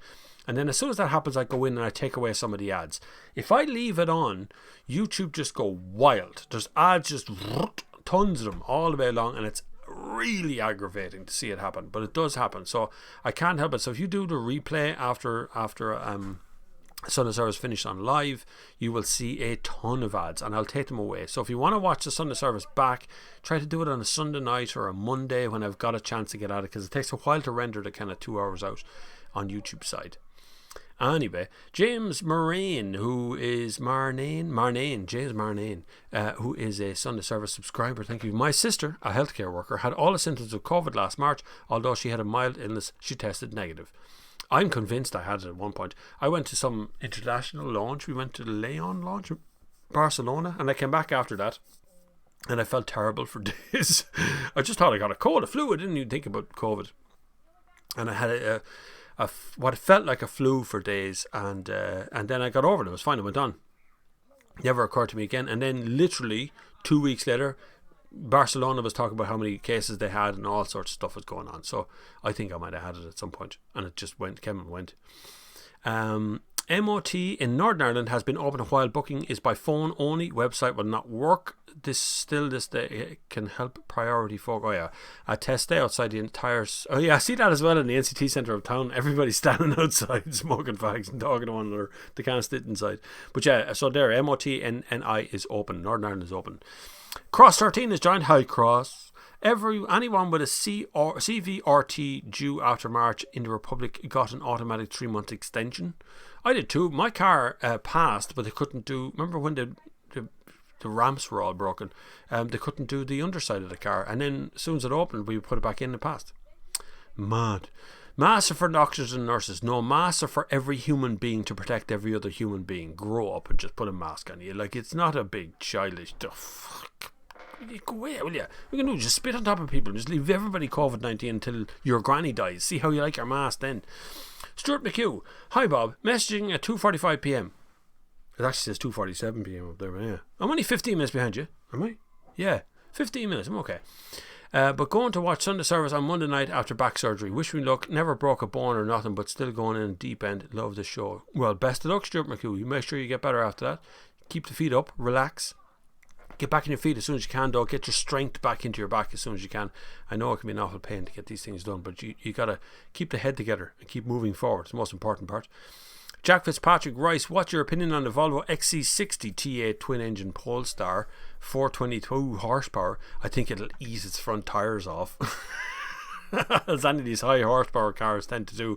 Great car. I mean, it's good fun to drive. And any of the actual Polestar cars, not the Polestar electric car, but any of the natural Polestar cars are really good fun to drive. But they usually put in really high horsepower into a car that can't really handle it, because that's fun in its own way. Spinning and burning tires off is always good crack, you know. But it's a good car, but it's going to be expensive to run, really expensive to run. But if you have the money, then you know what to do. Honest truth, I'm wanting to get rid of my 11 reg hybrid car in favour of a diesel SUV. Why would you do that? Do you think this would be a step backwards in terms of fuel types, etc.? The hybrid or electric the right thing to have right now? So, like, it depends on your situation. If you're commuting a long way, hybrid car is probably not going to do it for you. Hybrids are okay around towns in short bursts, short sprints, or, you know, just the proper assistance one. I'm talking about proper hybrids, not talking about mild hybrids. Just scrub the whole mild hybrid thing. Like I had that Suzuki Vitara, it said hybrid on the back, and I never once had the engine turn off. Not once. It was a 1.2 petrol. It's just a manipulation of words. But a proper hybrid that has part of the drivetrain is actually okay around town and works well. But if you're going to a diesel SUV to drive around the city, you're insane, really, because it's just not going to help you. It's not better. It's not more fuel efficient. It's just a bigger car. But that's not to say I don't want you to spend your money, or I think you should save your money. You buy what you like. That's brilliant for you. But the right thing to do right now is to try and steer your direction towards electric, towards that kind of point, if you can afford to do it. But I would still wait until the prices start to come down a bit, because I think they're still not competitive enough. I think we're still being ripped off when it comes to the price of an electric car. I think we're still at the top end of the market, and until we get a few more on the road, they won't become competitive. We still have to get down, like Zoe I think is the cheapest at the moment, or most affordable one at the moment. That's just under 30 grand. But Zoe's hardly a big car. Like, for that kind of money you could still have a large car on the road. So it's very odd, really, to start looking at it that way. But I would certainly, if I could at the moment, if I could afford it, I would start moving towards electric. I wouldn't buy a Nissan Leaf at the moment, particularly the last couple of generations of them. I think they're terribly hard to drive. They're just no fun. They're no fun. They're just efficient, and even that, they're not that efficient even. But for you to move from a hybrid car to a diesel SUV, unless you really want to, I wouldn't bother with it. Wayne followed. Hi Bob, I'm a big Mazda fan, but I'm struggling with their engine philosophy. No more Mazda 6 diesel, and now Skyactiv X doesn't meet claimed fuel economy figure. What's your thoughts? Yep, Mazda are in a bit of shtick at the moment. I was literally the other day sitting in the MX-30 here in Ireland. There happened to be one hanging about with a big German reg on it. I will be driving out shortly. I was only sitting in it, and I can see where the design philosophy is going. I can see where that's happening. But I think they're losing their way as to whether they're going to be electric or hybrid or diesel or petrol. They're going to get more efficient, less efficient. There seems to be an internal struggling happening between the whole lot of them. Skyactiv X requires explanation, or Skyactiv G, all these different words that don't make a lot of sense to us here. That's the problem, is that if you have to explain it, it's not cool. So the more of these Jin Bai Tai, horse and rider in one, Skyactiv things that are going on, the more confusing it gets for a brand, so harder it is for people to deal with. So with the Mazda 6, with their diesel engine lineup disappearing, and there's a lot going on in Mazda, and they stand alone with not a lot of money, in fairness, compared to someone like Volkswagen, who turns over billions per day. Like, it's not a lot of money for Mazda to sit there. So it's a difficult place. I'd love to see Mazda do something really clever, and I think the MX-30 is going to be clever for them in their own way. because it's quite light. They're after that lightness, because as I pointed out a couple of weeks ago, the Peugeot E208 is 1.5 tons weight. It's a tiny car, but still it's 1,500 kgs, just standard curb weight. Whereas the petrol version of that exact same car is nearly a ton lighter. Like it's so much, it's such a difference in the weight of batteries. So what Mazda are gambling on is that their MX-30 is going to be light enough that they can have it on the road and do short journeys, and that's what people want, is this light, very efficient car, but still looks super cool looking car, really good looking. Niall Brearty, why are electric cars all automatic? They're not automatic, they don't have a gearbox at all, so there's no gearbox in an electric car. Essentially, really simplistically, there's a motor inside that is spinning. That spinning motor is connected to a drive shaft. The drive shaft is connected straight to the wheels, and there is no gearbox between the two, which is why things like electric cars have a very fast 0 to 60 time, because there's no converters of torque or gears to go through or any cogs to swap, nothing like that. It just puts all the power straight through the engine or straight through the wheels, and so the car can get up very quickly. So there is no gearbox. The motor is very simple. There's really only one moving part in the motor itself, but the rest of the car outside of that is pretty much just a normal car. Same brake pads, same brake discs and suspension arms and rocker covers and whatever else you want to call the bits and pieces that are underneath the car are all basically the same for petrol, diesel and electric cars. But just no gearbox. Should, not saying it will, but should make them better longevity wise for mechanical purposes. I shot forward there. I'm coming back. I'm nearly there. Robbie K, hi Bob, really enjoy your videos, thank you very much. It's great to listen while working from home. Yeah, there's a few people out there that have gotten messages on my phone. I'm sitting here looking at it as people tell me that they're under their car right now and asking me advice right this very second. And other people are telling me that they're on a drive and they're having a bit of fun in the passenger seat, and I'm streaming on their radio. There's someone else looking for access to our Car of the Year vote. Don't worry if you're not. I will be cross-referencing all of the votes that come in with the people who actually submit money on various platforms, so I'll make sure they're all there. There's some votes in again. Very good. This is deadly. In case you missed it up to now, you can vote in our Car of the Year. So the Sunday Service Car of the Year is going ahead and will have a viewer's vote. So if you're on Patreon or you're here on channel memberships, you will see a post that links to the spreadsheet where you can get the list of the cars that are eligible for this Car of the Year. We'll make plaques and give them to the car companies. I'll be choosing one car from my top 10 and you can choose the other car. There's only 2 awards, so that it's really hotting up, and there's 2 cars right now, and a vote or 2 could change the outcome of this, but right now there's 2 cars that are sitting out at the top of the list on both sides. Hi Bob, looking for a new car. Would you recommend an Audi A3 Saloon or A4? Much of a muchness. A3 Saloon is a better looking car, I think. It's a gorgeous looking car. So if you're looking at kind of way, go DSG. A3 is a lovely yoke to drive. There's a 1.5 TSI petrol in that, which is quite nice to drive around in as well. That's the one I'd be happiest in. The A4 is nice, but A4 is more of a fleet car. Tends to be sold more to kind of large long distance fleet drivers in a 2-litre diesel. It's nice, but A3 is a bit more style. Get the S-Line kit as well.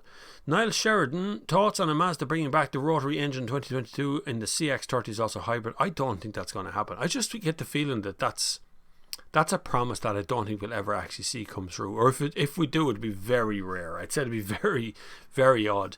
I just can't imagine that we would look to see very old tech, really modern version into an electric car. It wouldn't make any sense. BMW did it with a range extender and then lost their nerve and cut it out as well, so we've had that range extender idea done before and it was good, but it makes the car very heavy, and it's a sort of a retrograde step now when we're moving forward with electric the whole time, with battery technology, with better technology, longer range, more efficient. Doesn't even have to be longer range, just more efficiency. Like, I'd like to see, this is why I'm hoping that this MX-30 is actually going to be good, because it's got such a short range. What I'm really hoping is that people understand that you don't necessarily need to be able to drive 500 kilometers in one go. You know, that's quite rare for someone to do that. Now, we still need, like for me to do my commute, and I did this in a Mini as well, which has quite a short range battery, and it's not enough. So the return journey is the problem. So if you regularly drive a long way and then have to come back, and you don't have a charge point at the other end, that's where the problems begin. That's where the issues are, really. It's just how we use vehicles and why we use vehicles. Really, when I was a kid, very few people actually owned a car. There was very few cars on the road. Most people cycled. And I still remember it, all the men with their little high nellies and their shopping bags over the handlebars, and they'd walk home and have a pint along the way and all that sort of stuff. I remember all that sort of stuff. You just don't see that now. Everyone's in a car. Like, everyone sits in traffic every morning just trying to get 100 meters ahead because they're too lazy to get out of the car and sit in the cold and walk or whatever, you know. And then we used to create business and work near houses. So we'd create a factory that would be close to a town so we could all get to work. But now we don't do that either. Now we put industrial estates in the arse end of nowhere, and we all have to commute to them, and it's a long way. So people are lazy. Ben Rage says, hi everyone watching from Hull, love the channel, thank you very much Ben, good to have you here. Clover Video, hi Bob, I was looking after the new Honda HR-V and noticed it doesn't come with a spare wheel. Do you think you should get one and put in the boot, invest in a can of foam instead? Can of foams are crap, Darren, to be honest with you. I've had 2 punctures in the last, I don't know, 10 years, but both times I've reached into the boot to look for a spare wheel and there's been none. There's always been this can of compressed crap and a pump, and you look at it and you go, this isn't going to work, and you follow all the instructions, and 9 times out of 10 it doesn't work. And for my 2 times that I've had punctures, it definitely didn't work. Nothing. It just all poured back out in the ground instantaneously. So they're useless. So I'm still a spare wheel person. Particularly, you know, you don't know you need a spare wheel until you actually need a spare wheel. Till it's the middle of the night, it's lashing rain, and you just want to get home. You just want to put a wheel on the car to go home with, and then suddenly it's not there. That's the problem. So I would go with spare wheel every time. Dynamic Frame, hi Bob, what's better late than ever? Good man, good to have you all the same. Thoughts on the new AMG GT Black Series? Pointless, but good. I'm not sure there's going to be a good future for any of the RS or AMG stuff. They're fabulous things to look at, but they're so inefficient in places. You know, they're so... they are made for a certain kind of market, and they're made for nearly as an experiment for the market, which is really wild to think about. But brilliant looking cars. AMGs are fabulous. It's a shame we don't do much of them here. They're such a rare sale that they really make no difference to CO2, because there's only like 3 or 4 of them in the whole country, so it doesn't make a whole lot of difference. But they do look gorgeous, don't they? All the AMG stuff does. And they used to do a big, what was that big engine, 6.3 litre V10 or something they used to do. God, that thing was thumping engine. Fabulous yoke. Lyle Shoemate, which winter tyres do you recommend this season? I don't recommend winter tyres at all if you're in Ireland, because winter tyres are only even effective below 7 degrees and don't really get properly effective until you're below maybe 3 degrees, so even lower down. Everything else outside of those ranges is an inefficient waste of time. It's just burning fuel, because it's got more grip on the road, and in actual fact over 7 degrees they've less grip. But because of climate change, and I'm no problem saying that these days, I was listening to Monty Don the other day, who's Gardener's World. He was talking about climate change. Well, I'm going to talk about climate change too. Because of climate change, the last 3-4 years, we are seeing temperatures above 7 degrees maintained all the way through November now. So we're right into December before we actually see any sort of change in temperature. Last year, the average temperature through Ireland, according to the Gardener guys that I deal with quite regularly, you're still talking above 4 and 5 degrees. So really, mixed weather tyres are much more efficient, because that's the only way you can get it. Now, if you're in the northern hemisphere and you're getting a lot of snow, and we're talking about Finland or northern Poland or any of those kind of up that top part of the world, then possibly winter tyres for sure, but you need them on a different set of rims, so your drivers have been mad. But realistically, in Ireland, winter tyres, no. Even like if you go to the very north tip of Ireland, the amount of snow you get there is so little that normal all-season tyres will do you fine, or mixed season tyres. Look at the Continental range or the Bridgestone range, which is doing quite cool stuff this year with tyres that have 2 different grades on them. They're pretty good, actually. Do you prefer automatic or manual cars? Says Niall. Niall, I'm desperately lazy. So for me, if I'm stuck in commute an automatic was just wonderful. You know, D, go, wow. That's all you want. But if I want an actual spirited drive down a back road somewhere, manual's usually a good way to go, because you really do feel connected properly to the car, and it's more fun to drive. And if you get it wrong, then you got it wrong. It's not because the car mistimed its gear change, or just you did it wrong, you know. So that's it. So then go, I watched your Mini review and liked it. What's your opinion about the rest of the Mini lineup? They're good cars. Mini make the best handling cars of that sort of range. They're really good, but they're very impractical. You know, the back seats aren't exactly as big as they should be. The boot is quite small and pokey to get around. And when something goes wrong, working on those cars is really hard, because the way they shape the bonnet and everything comes apart, it's just a very difficult place to be. But I do like what Mini do. The Mini John Cooper works an amazing yoke. H2O Dino says diesel cars are easily identified as D, so why is petrol identified as I? Injection. That's why. Direct injection is the injectors, and talk about it. Those letters and numbers and things on the back of cars come from a long way back. We used to have like GLI and SLI, and they all actually meant something. So it was the range. So a GX was a good car because lots of extras, X for the extras. A GXI was like a direct injection petrol thing. So they actually used to mean something, but they're getting rid of them these days. So they've started slowly chipping away at all that stuff and debadging them now, so you don't know what's in them. Look at the current lineup of Audi. You buy a 50, and you buy, which someone said to me the other day. Actually, you know, a motoring journalist who will remain nameless told me that he was given an Audi for a week to have a drive around it, and he was explaining to me that he got the 5 litre. And I go, oh right, hang on, what 5 litre Audi's on the press plate exactly? What one's that? I never heard of it. And he goes, it's just on the back. It's 5.0. It says on the back. Now that's 50. That's the spec of the car, and that's the standard of motoring journalism in Ireland. But anyway, I digress. Most of those numbers will disappear off the back of them, and you won't know. Like Audi's idea is to go for horsepower, so the 50 on the back is between 2 horsepowers, which is them priming you to say, I want a 150 horsepower car, so here's a 45, and actually under the bonnet electric engine or a mixed engine or something. You know, that's what they're priming it up for. So you stop thinking about what the fuel is, and you start thinking about how much horsepower you want instead. Cross 13 answers the question there as well. Direct injection, you're dead right.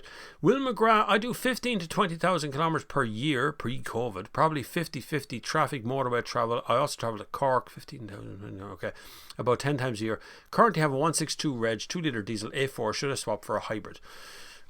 I would. You see, you're not going to save any fuel really by swapping for a hybrid. In actual fact, your motorway trip is going to be murdered on a hybrid. You know, you'll end up being stuck sitting there with that droney 2 litre petrol engine out in front. You see, most hybrids are petrol. There's a few. Mercedes do a couple of diesel hybrids, and Peugeot messed with it for a while and did a diesel hybrid or two. But realistically, the diesel one is going to pay you back in that. Now, for your range, 15 to 20k a year, you could go one longer range electric cars as well. So there's plenty of choice in the market right now, and there's more on the way. Like the VW ID3 is out, ID4 is out next year. Skoda is going to bring out their Enyaq, will be here. Right now you could use any of the Teslas that are there, the Model 3, an older Model S will do that journey very easily. If you put a home charger in, you're going to save a fortune, that kind of journey. You're like that ideal person to go electric without really much of a hassle in it. Otherwise you're going to move into a hybrid car, which means you're going to spend a lot more on fuel. I would go electric if I was you. It's just me. Could be wrong, but looking at the way you do your journey, I'd say electric would suit you down to the ground. Martin Gillespie, so much for democracy when you've been forced into electric cars, and yes, the CT is crap. I have a Lexus GS 450H, and it's a blast. That is a good car, actually, in fairness. The Lexus do hybrids in a way that makes a lot of sense, because they go after that big truck market in America, and it's very good. So it is a very nice car, yeah. But I don't know if we're being forced into electric. I think the market will naturally settle into that as car companies realise there's a market for electric, and they realise they don't have to force you into it, that they just offer it and you will understand how it works. Like, I got messages this morning from people. I'll tell you what, without reading out their name, I'm able to find the message that was sent to me a while ago. This might be hard to find now. No, that's an insurance question again. I'll get the insurance questions. I can't find that. Terrible. Oh no, here we go. Is this it? Yes, here it is. Hold on. I'm going to read out this message. So I'm not going to read out the woman's name, but here we are. Hi Bob, sorry for the private message. I get hundreds of messages on Instagram a day, please. That's wonderful, but God almighty, I can't get through them all. But you asked one question of your videos. You probably don't see them all. I don't see all the questions. I would love to get an electric car, but I live on a main road in Cork, so I can't really charge it out my window, if you get me. So what's the alternative? Just charge at charge points, or maybe they can have a battery pack you can bring in and charge at home and out the back of the car. It's wishful thinking, I suppose. I love your videos. Thank you.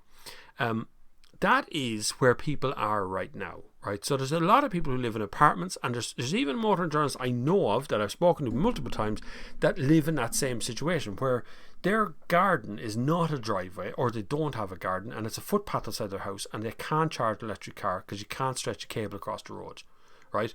So that's where we're going. So not everyone can go the direction of electric right now until we have a solution to that problem, and we have a solution to apartment living, which is the other part of that. So it still is a few years before everybody can go electric. But right now, there's a hell of a lot of people who don't want to go electric. And that's fair play. If you don't want to do it, that's your money. You don't have to. But there are people out there who could help, particularly city drivers, particularly large town commuters who don't drive very far in the first place, could easily go electric. And I don't see hybrid as an enemy either, by the way. I think people's money can be spent wherever they want to bloody well spend it. They earned it. Tony O'Mara, well Bob, what do you think of Toyota Venza's TD4 2.2 6-speed manual 2009? 2.2? Where did that come from? I don't remember that. It's a long while back now. Maybe my memory doesn't expand that far. I like Avenzas. I just don't know what the 2.2 litre engine is in it. I never came across that one before. Ambrose McGarry, hi Bob, I saw Bidtang China car on the internet, 600 horsepower, coming to Europe next year. Lovely looking car. It will, and other Chinese companies rattle European brands. They will, yes, they will, because right, if you take the example of phones, right, we'll exclude Apple because Apple locked down their environment, so only Apple phones can run iOS. So they lock down, and they do the same with their computers as well. So excluding them for a minute, if you look at the Android market, literally thousands of phones come out per year, and if you just take out one brand of that, which you may never heard of but you're probably starting to hear of right now, is Xiaomi, right? So you've heard of them, you've heard of Huawei, you've heard of all these little brands. Now if you go to their websites, you look how many phones they put out per year and how many things, go to Gear Best, look up Xiaomi there, it's Xaomi or something, Xiaomi. Look at the way they, I would say, nearly pollute the market. They bring out a flagship phone, and that flagship phone is gone in 3 months. Finished. Finito. And they send them out to all the little tech reviewers out there, and they all review them. Now, that's how the Chinese buy a market. They essentially just flood the market with what they do. They just flood it. And they do the same thing with the pound shops. Go uptown there and go into Eurogiant. 99.9% of the stuff in Eurogiant comes from China. They flood the market. So what they're trying to do, or what they will be doing, and what I've been observing them doing over the last while, is because they can't buy European brands, even though Chinese companies do own parts of European brands. What Chinese companies have been doing is manufacturing batteries. And mining for the precious metals and things that are in the motors. They're doing all that stuff in the background. At the same time, companies like you said, BYD Tang or Brilliance or Dongfeng or any of these companies that are already established Chinese car makers out there are looking for ways that they can enter the European market with their Chinese brand cars. Now, that's not to say it's a bad thing. That's a good thing for us, because we will get a pile of cars like MG is a good example of that. Coming onto the market that we can afford, that might be a little bit cheaper, but now they won't be as good or well built, but they might be a little bit cheaper at least to kind of get the market going. But will that attack the established European brands? Kind of, but established European brands tend to make cars that drive very well, which is why when you get into a Model S Tesla from 5 or 6 years ago, it feels weird. As a performance car, you kind of get in and go, this doesn't drive like a performance car at all, any Volkswagen drives better than this, and that's what happens. These established car companies make really good cars that run on batteries, and Tesla make really good batteries that run the cars. So if we could get it all together in one shot, we'd get a very good car that would have a long range battery that could run through the Tesla supercharging network with a big Volkswagen badge in the front. That'd be nice. Irish Foxhound, how's it going? You're late. Where'd you go? I'm answering questions from a half an hour ago. I'm sorry, I've fallen behind a little bit, but I'll catch up on you. Dylan Bell, off topic but cars, but did you used to work in a nightclub, Swifts and Ubers? I certainly did. I was not the nightclub, but I was a bar staff in Swifts. Yes, I was. It's all gone now. I actually think one of the owners is dead now. Kieran, I thought he died. But yeah, I used to work in Swifts. That was a good... Jesus. Was that 15 or... I can't remember. It was a long time ago anyway, for sure. But I was full time in Swift's bar downstairs, and I used to run a nightclub upstairs as well. Still today, the second best job I've ever had. This is the best job I've ever had. The second best job I ever had was working in Swift's. It was such a cool place to work. So busy, you never got a minute. But it was just at that time it was brilliant. During Celtic Tiger times, it was really man of money. We used to count thousands, tens of thousands upstairs after the nightclub would close, and myself and a lovely guy called Johnny. Yes, that was me.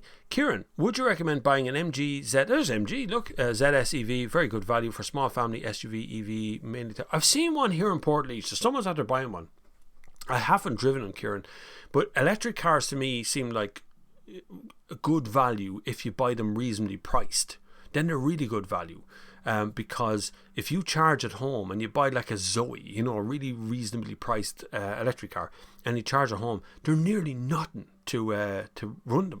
They're next to zero at the moment. Now, it does cost money if you want to charge on the street. It does cost money and can be very expensive in places like 38 cents per kilowatt hour. If you were to do that on a regular basis, you're really not helping yourself. You're not going to save a lot of money that way, but charging at home you will. An MG, they look like good value to me, to be honest with you. It's nice to see. That's where the Chinese are starting to go into it now. Cross adds to that as well. Would like to see Tata Nexon EV reach Europe through RS. There's words on the page, but I'm not sure what all that says.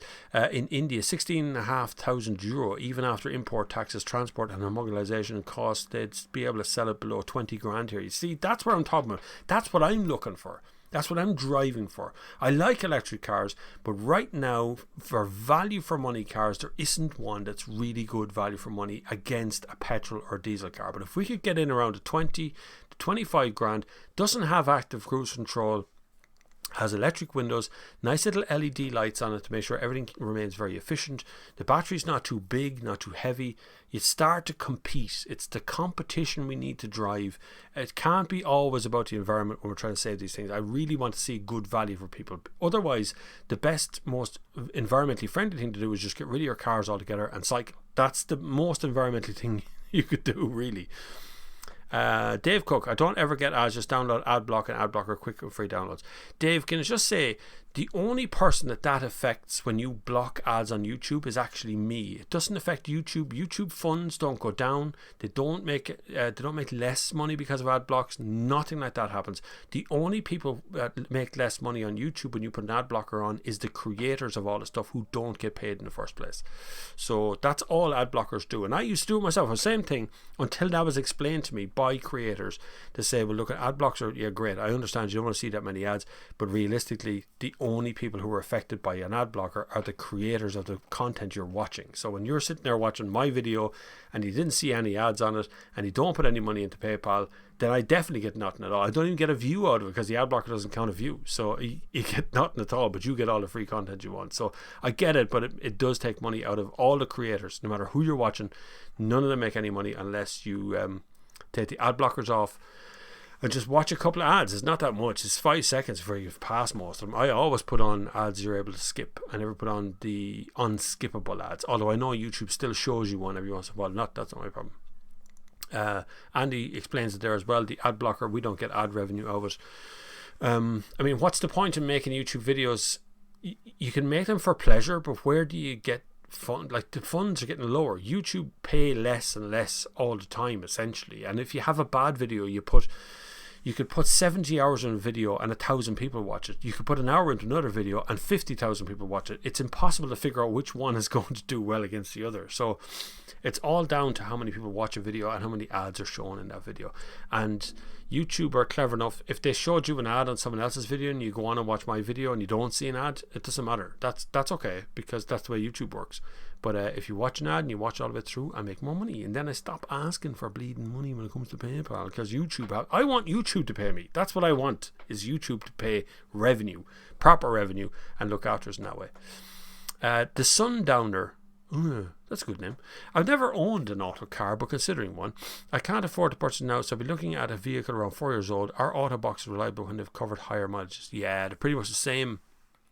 The only thing you got to watch out for is like DSG boxes need to be, the oil needs to be changed in DSG boxes every 40 to 50,000. Is it miles or kilometers? I can't remember. It's 40 to 50,000 miles or kilometers. You need to change the gearbox oil. That would be the only thing. So if you're buying a car and it's got like 100,000 kilometers on it, just make sure the gearbox oil is done, because it turns into this thick gloop and the gears can't operate properly and it heats up and gets terrible inside. Gearbox oil is like liquid honey, really warm honey is what it looks like. So it should be liquid all the time. Steve McCormick, what about the Dacia Spring EV? Any news on that? Looks really cheap. That's going to be basically a Zoe, is what you're looking at there, old version of Zoe ones. I'm not terribly keen on old tech being used as a guise under modern cars, right? So we're moving forward with battery technology. The efficiency of battery technology is getting better with every generation. So I'd like to see more of that, rather than kind of picking something that's 5 years old and putting an EV battery in it and then going, here's a cheap car, because that's what cheap cars are. You need to be better off just buying a Dacia Sandero petrol as that car, because I don't know if that's going to work now, but we'll see if it comes. If Dacia have enough money and keep pushing forward with that, because they're a Romanian company, they don't spend a lot of money on tech. They take in the older stuff that Renault have used from the parts bin and make their cars like that. So we will see some version, I'm sure, of a Dacia, of a Zoe come into Dacia. I'd like to see Renault do more with their electric systems, but I'm not sure they have the money. Now, drink of water in. Alamo Hendes 9. It's hard to justify and shut down whole economies to protect a few vulnerable. People losing their jobs and income will have far-reaching negative impact on people's livelihoods more than the virus itself.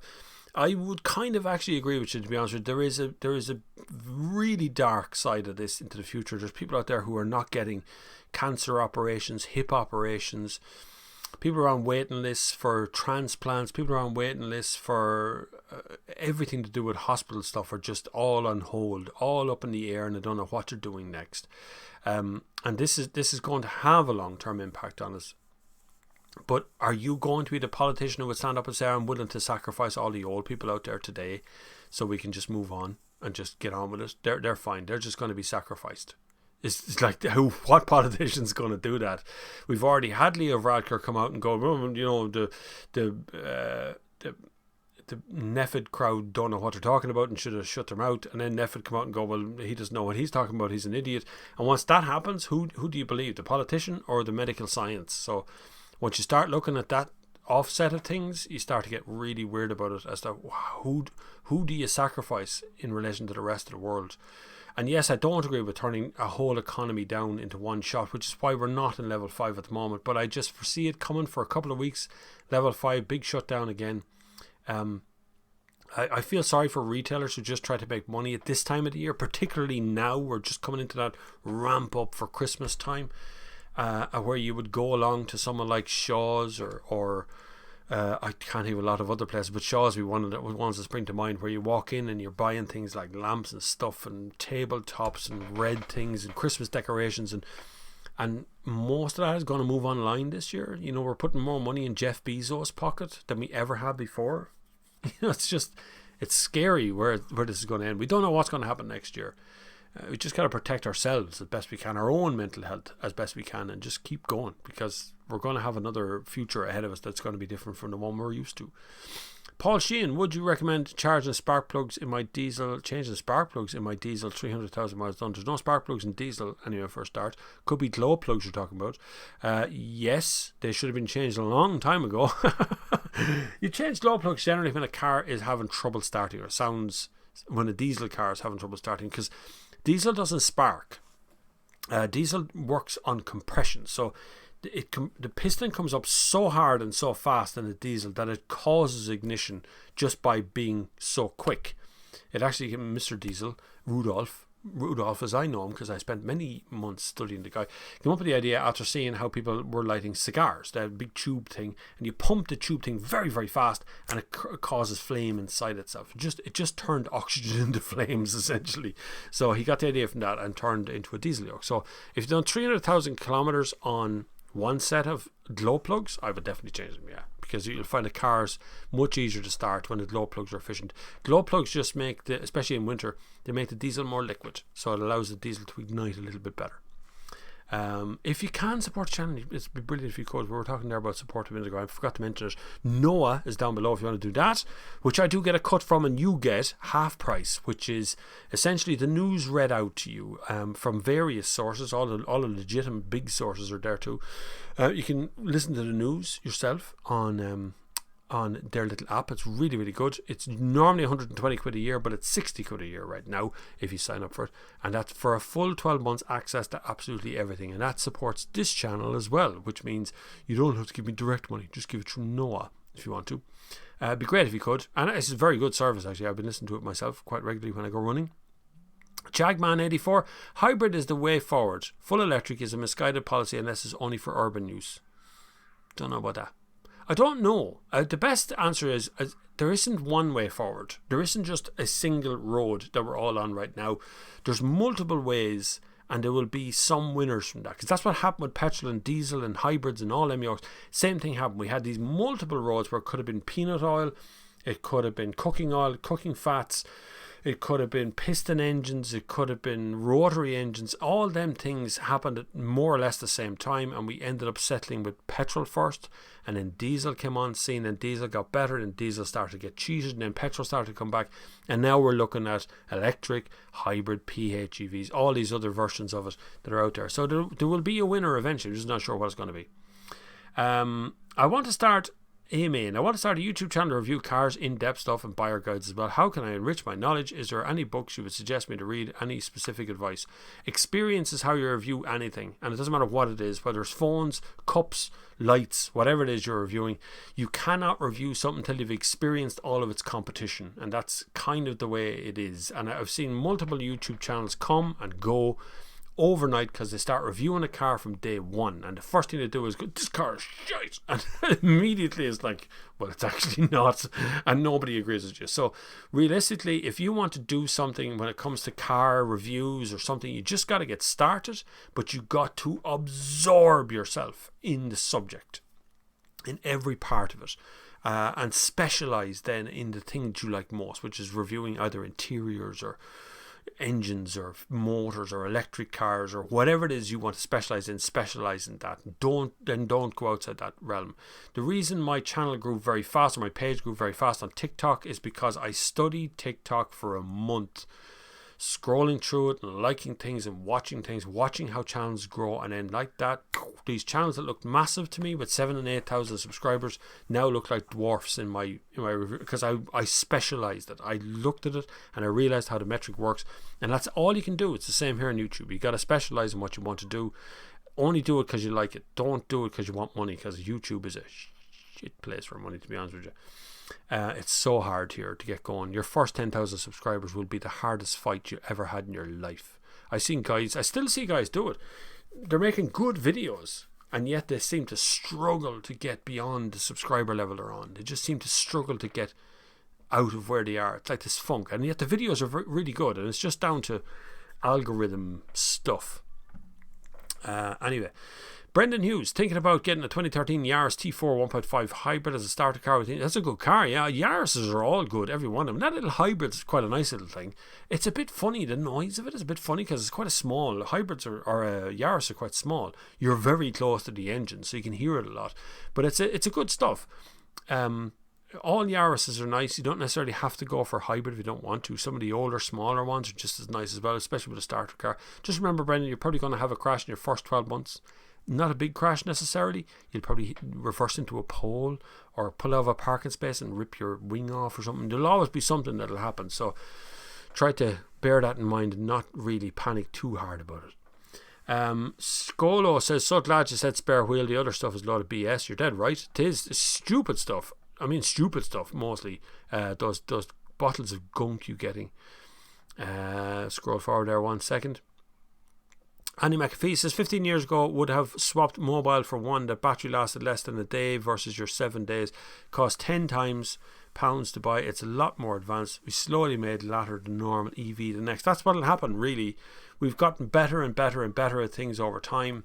Now we have this device, this phone is everything now. You can do everything on a phone, right? Seriously, just you can do absolutely anything. And I do it myself. You can order pizza, you can check flights, you can book in stuff, you can go to hotels, you can broadcast to the whole world, and all happens in the one little mobile device. But that took 10 to 15 years to happen.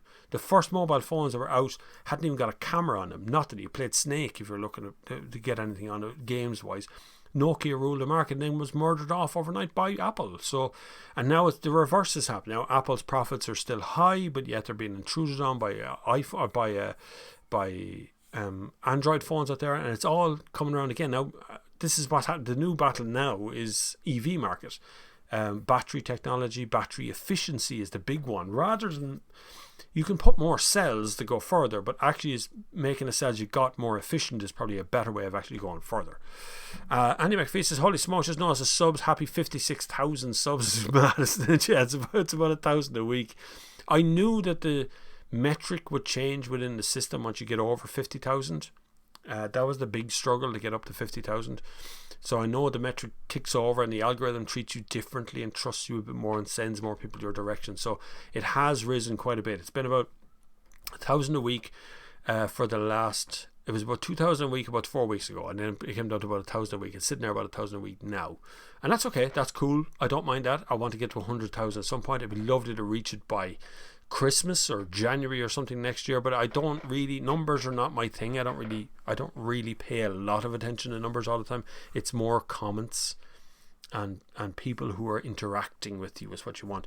I could give Google a couple of £100 and they would send me subscribers, but they wouldn't be interactive subscribers. They wouldn't necessarily be invested in your product or you as a person. So never buy subscribers. It's not worth your while. Jacko Dwyer, do you think an i30N is a good buy or depreciation a lot compared to a GTI? No, it won't. i30N is very highly thought of as a versus to a GTI, and I actually think it might be ever so slightly better to drive. But I think a GTI, a Golf GTI, is better to drive daily, whereas an i30N is brilliant as a sprinty car, but living with it, it's a bit harsh on the suspension. Alan Burke, why do so many people think climate change is a problem? How can anyone think taxing people because of climate change, which is always happening, is necessary for anything? I see your point, and I see things like carbon taxes and all this sort of stuff coming in as just a way of making money. And then I see other things like buying carbon credits, which is like, I think that's really poor. Like the idea of Tesla, we'll just use that example. Tesla paying for Alfa Romeo carbon credits, which makes Tesla a polluter, just like Alfa Romeo is, because they use their carbon credits. So it's a fake economy, carbon credits. It is an economy all to itself, but it's a fake economy, and it's not an economy me and you can buy into, Alan. But I do get it. I think the climate change isn't natural that we're feeling right now. I think it's being accelerated by our activity, not necessarily just cars, but just our activity on Earth has accelerated climate change. And people I do trust, people I listen to, David Attenborough and those kind of, these people who watch the climate, and like Monty Don or any of these people who are on TV, these gardeners I know, people I physically know in real life who've talked to me about how the climate is changing their gardens, their lawns, growth, how much heat we have in the world. Like, who knows where it's going to go? But I know one thing, I have two small kids. Well, they're not small anymore. One was 12 this week, Sophie turned 12 this week. But I have two kids and I want to leave them a better place than I inherited, because when I got here in the 70s it was an absolute shithole. It was. I grew up in the 80s. It was litter central. There was dirt and filth everywhere, big pounding diesel yokes making awful noises going along the road. So that's, I don't want to leave that behind. I want them to have a better spot than I had, which would be really good. John Wind, Bob, who do we have to kill in VW to get a Tiguan X in Ireland? Love the look. Yeah, it's gorgeous looking, isn't it? Very pretty. I still think Tiguan is actually probably one of the nicest ones in that segment. Just the Tiguan, a standard Tiguan with the dished wheels, is a really pretty looking car. But Tiguan X does look savage. Yeah. Eric Watcher, shocking that a motoring journalist thought 50 on an Audi was a 5.0. I bet they don't even own a car. You're right, they don't. They're more of a classic car person. But I still remember that conversation. That wasn't the first one of those kind of, when I say motoring journalists, I mean people who write about cars and review cars, and they tend to sit down and read a press release, and that press release is written verbatim into some copy somewhere. Very old-fashioned stuff. The times have changed. We have been, as the Mazda chief designer said on this very channel, we have been accelerated into the future by about 10 years because of COVID lockdown. We've just been shot forward.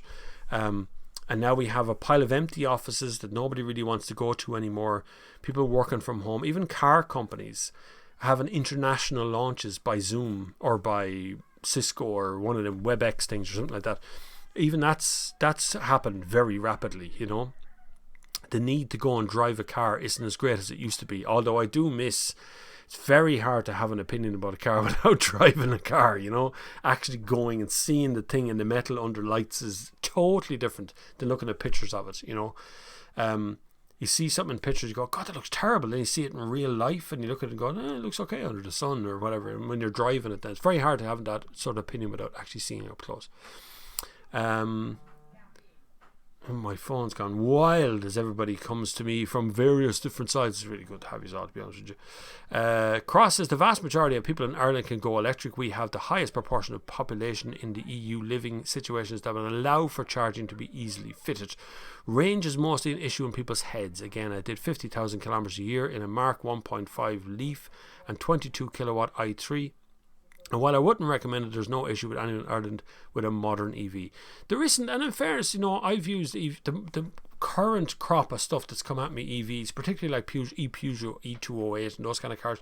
Range just goes out of your mind. It just disappears after a bit, particularly Model 3. If I take Tesla Model 3, really range means nothing. Like you get in, you drive, and you realise you could easily just go on another 4 hours before you need to do it again. So, and that's even just performance one. You go long range is better again. So you can easily make it work. I still think people want a bit of a choice, but the vast majority of people in Ireland could easily go electric tomorrow. I could as well. The cost for me is prohibitive, I think, at the moment. It's just very expensive to buy a new car right now. Some of the older ones are pretty good and holding their value pretty well. But again, we're still at the top end of the used car market for electric cars as well. So it's a bit high. Niall Shortall says, say happy birthday to Jack Aylmer. Happy birthday, Jack. Congratulations, whatever age you are. Hope you're not too old or too young. You get the rest of your life ahead of you. You'll be fine. Happy birthday, though. Irish Fox on. I watched another YouTuber. An ad came on. It lasted 30 minutes. I watched it and it was interesting. Yeah, I know. Some people are thick and put up a YouTube video and it's like I've seen car reviewers do it. You know, they buy ad space for their car review to show as an ad, and it's like a 10-minute or 15-minute ad, and you go, why are you showing this as an ad? I actually call out a couple of places. I'm doing that on my channel as well. Ken Byrne, company cars best value as diesel. Why do government not incentivize companies to transfer to hybrid, etc.? Well, we should stop incentivizing diesel is the actual answer to that, and even the playing field. Instead of incentivizing you to go petrol or to go electric, we should just stop incentivizing diesel. So currently, a business owner who's VAT registered can claim back the VAT on diesel, but you can't claim it back on petrol or electric. Well, you can kind of electric, but you can't. You can do it through your electricity bill, but you can't claim back your direct use of electric. So the real answer is to stop incentivizing diesel. That's how you solve that problem. Instead of working on incentives somewhere else, just stop doing it. Gareth Talbot says, don't mind ads, just hate seeing the same ad over and over again, need to update their algorithms. Well, they need to target the ads more specifically to locations instead of showing me the same tooth whitening ad, which I've seen a million times. Or your man, there's an English guy does particular ads. He's got tattoos all down his hands, is how I remember him. I can't remember what he's called now, but he does ads on all the car channels, and it's constant. Every time I go to my own YouTube channel, I see the same ad. It's like, that guy's going to put my kids through college. I swear you will. Senna says, if not Lexus CT200H, if you had, pardon me, if I had 20 grand to spend and wanted a small car, hatchback or small crossover, what would you recommend? Anything other than CT200H. Corolla is good. It's the same chassis and stuff underneath. If you want to go that Lexus hybrid thing. Any of the other Lexus cars that are up there as well, you'll find stuff, just not that CT200H. It's a terrible car. And I know some people would disagree with me, but I don't like it. I pay YouTube Premium and use aggressive ad blocker everywhere else. It's like someone's content is always trying to pay something towards it some other way. Yeah, YouTube Premium is another way of doing it. You pay a monthly fee, and I actually get a cut of that. So every time Cross watches a video of mine, I actually get a little cut out of the YouTube Premium thing. So that's fine. No ads show when you use YouTube Premium. You can green light, it's called, on some ad blockers, so you can go in and green light YouTube to show you ads, but nowhere else if you want that. So you can do that if you like. If we can't control the virus, hospitals will fill, and then battle triage comes into play. That's a problem. Obviously, like my daughter recently broke her wrist, her arm. She fell off boot skates outside. Not a bad break, but we had to go to Portlaoise Hospital up there to get it x-rayed and stuff, and we ended up in that system up there, which wasn't under pressure. The lockdown had lifted and it was pretty easy to get through, but we still had to wear the masks and the things, and it was just, it wasn't great, I'll be honest with you. I can't imagine what it's like when the hospital is full. We currently have 2 patients in Portlaoise Hospital with COVID-19, so I hope it doesn't get out of hand there, because it's really asshole of yuck. Martin Gillespie says, no real evidence that lockdown actually works. I don't know. Apart from all the evidence, as Cross points out, apart from all the evidence that lockdowns work. The lockdown worked, Martin. Think about it for a minute. Cases were rising and rising and rising, and then it fell. As soon as we locked down, the cases fell away, and we flattened out that curve and allowed the people who were sick to get through the hospital system and recover and get out. And those who couldn't recover passed away and had to be buried, and that's just the way life goes on. But lockdown certainly did work in Ireland, and it has worked in other countries. Some other metrics, depending on how you look at them, say lockdown doesn't work, but it just depends where you're getting your news source from. Depends on which way you read it. I would suggest that lockdown worked here in Ireland anyway, at least. T5 Jerry says, hello Bobby Boy. That's one I haven't been heard of in a long time. Anyway, the first thing that springs to mind is when the modern day smartphone can be used for ordering a pizza. I know, it's only because I did it yesterday. Papa John's uptown, and believe it or not, I got a better discount by going inside. We had a birthday party yesterday. My daughter's birthday party was here, and all the kids were in the house, and we decided to get Papa John's pizzas. So I went on to the Supermax website and got the Papa John's yoke up, started to order, and then I went no and sat down. So I went, forget about it. I get so frustrated when tech doesn't work for me the first time out. I get so annoyed by that. Got in the car, drove up to Papa John's, walked in and ordered a pizza. It would have come to €45 had I not gone in to order the thing. It came to €25 for exactly the same order, because he gave me a voucher. He handed me a voucher over the counter and went, oh wow, voucher, 2 for 1, bang, and I was sorted. Just with Sean Bob, what's his new tax on these? We don't know what the tax is yet, Jerry. It could be on the way, could not be on the way. It depends if everybody holds their nerve. We will get taxes either on ICE engine fuels, or we will see a complete back down and they'll tax nothing and they'll just cut the VRT or something. It just depends on how much pressure they're under, and I'd say right now they're under pressure. When was the last time you've been to Galway? That comes up all the time. It's got to be last year at this stage. Feels like years since I've been outside the county or been anywhere over the west, but I can't remember the last time I was in Galway. It was probably last Christmas, I'd say. Down to see the relatives down there. I have relatives down there. What would be your recommendation of 4x4 not to be used as a 4C4, if you know what I mean? Why would you buy a 4x4 if you're not going to use it as a 4x4? What's the point in buying a 4x4? Like, it's just a waste of fuel if you're going to drive around on the roads in like a big Isuzu Trooper or something. Ryan says, I'm ready to purchase an E-Up, but to discontinue it. Yeah, I know. It's not a pain in the ass. They wouldn't even develop it. Up, the City Go, the Skoda City Go, the Say It Me, all those cars they had brought out, which were super little cars in petrol versions, primed up for battery yokes, but batteries are really expensive. They say it would be very expensive. Senna says, how would you rate the ID3 versus Polestar 2? Polestar 2 isn't coming to Ireland, lads. I have bad news for you all. They're not making that many of them. It's not going to be an ID3. It's not even a competitor for it. ID3 is going to be a mass-produced car. Same as Tesla Model 3 and all them. Polestar 2 looks fantastic. I'm dead straight with you. Looks deadly. But I think it's going to be such small numbers that they will not be able to compete with most of those cars. And ID3 and Polestar are in two different... Even if they were able to compete at any level, they're two different kinds of cars. I don't think you're going to see much of Polestar 2 in Ireland, if any, unless someone willing to import them. Brian Cullen, Aura, Bob, are you leaving a better world for your kids? Since you grew up in the 70s, the world has got almost 70% of its wildlife. Better world? No chance. I can't do much about wildlife, Brian, but I can do stuff about my locality, where I live. And so we do everything we can to be sustainable here in this house. We put out plants that encourage bees and insects in general. We have a lot of birds in the backyard that come along. We do everything we can. I can't really stop people poaching or killing animals. All I can do is decry it when I see it happen, or I can tell politicians that I don't like it. 99% of the problem we have here is we don't engage with politicians. We think a tweet or a Facebook post going, I hate that sort of thing, is going to make a difference, when it doesn't. Writing a letter to your politicians does. That makes a difference. That lets them know you don't like it. I write letters to politicians a lot, and they probably hate me for it, but I do it to express that I think you're wrong in what you're doing. This is what you should be doing. So if we all did it, they'd feel the pressure of it, and they'd actually make changes. Social media is an echo chamber. You say, I don't like them poaching animals. Who are you telling? People who follow you, because only maybe 10% of those people actually even seen that post. That's how algorithms work. That's why every video I put up doesn't get 55,000 views, even though I have 55,000 subscribers. Do you get what I mean? Algorithm just shows it to a percentage of people, and then the rest is up to you. Tons of conversation breaking up between the audience now. I killed gas. How come Ford have stopped manufacturing the Mondeo? It was a great car. They will replace it, but they won't replace it. They won't. No, they'll concentrate on their electric offering, their Mustang thingamajig that shouldn't be called that. Mondeo just not selling for them. It's just not able to compete with Passats and Skoda Octavias and all those German cars out there. Mondeo was always on the back heel, and that segment has shrunk down quite a bit. So Mondeo was costing a fortune to make, and Ford aren't exactly flushed with money all the time.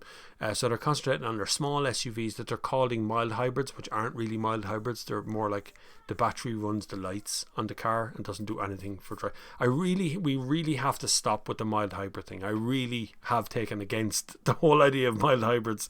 If the battery's not driving the car at some point, not driving the wheels at some point, it's not a mild hybrid. A 12-volt battery always ran the bloody lights on the car. Putting a 70 kg battery under the back seats is not going to help the fuel efficiency of a car. That's putting a whole other human being inside the car with you all the time, and doesn't really do all that. Garrett Talbot, if looking for a car, look up Car Next. They belong to Lease Plan, ex-fleet cars, fully traced from start to life. I used to work in IT for them, no affiliations, etc. 3 family members bought cars from. There you are. Car Next. Look at them up. Alan Berger, Cross 13 and Brian Cullen, the same person. Ireland's CO2 emissions are tiny. They're not tiny in comparison to our population. They're not. We pay fines every single year because our CO2 emissions are high, but I don't think they're the same person, no. Answer to that question. Given the death of High Street, can we really expect the banning of fossil fuel cars in major cities now that COVID has been a final nail in the coffin? Well, what have you done since you've been banned from going out further than 2 kilometers? How did you get your shopping? What did you do? You drove there, or you took a bus there, or you ordered online. We find new ways of doing things. We are in such a fast time of change now, and COVID-19 has accelerated a lot of that change, really like catapulted us forward. So there is an element of big changes going on. Battery cars or electric cars are a step, but I think things like electric bicycles and scooters and skateboards and boosted boards, all that stuff that's around the edge of it, also plays a big factor on commutes. You know, it really is going to play a factor. We need to legislate for that stuff urgently, not hang back and wait for some other country to tell us what to do. We actually need to legislate for that, because I see people commuting every day on electric scooters, and yet I'm told they're illegal somehow. You know, and yet you see people breaking the law every day. Then who's right? Someone is wrong here. So there's an element of that going on a lot too. Pure Ford Agri. My God. What's your opinion on a 2003-2008 Toyota Land Cruiser D4D for starter car? Starter car? I used to be pulling trailers with cross fields, other jobs, respect to being a farmer. If you had to tow it, if you have a purpose for it, yeah, no problem. Don't know how you're going to get insurance and tax on it, or insurance on it, because it's an older car, and insurance companies tend to be penalising people who have cars that are older than 10 years old, let alone if you're a first-time driver. So there might be a penalty for that. You would have to look up. Best thing to do is go on to Done Deal, find the car that you're looking for, that you like the look of, phone an insurance company, give them the details of that car from Done Deal, and just get a quote on it and just see what happens. Don't give them the license plate. Daniel G. Okay, Bob, would you recommend to be out on a name driver? In my mind, 1.2 Polo 2012 or 1.6 RS Diesel Sport. Insurance could be cheaper on a Polo because it's smaller. If you keep it on 1.4, you're going to get cheaper insurance. Almost always. 99% of the time. If you go diesel, it's going to be 1.6, you pay more insurance. That's pretty much it.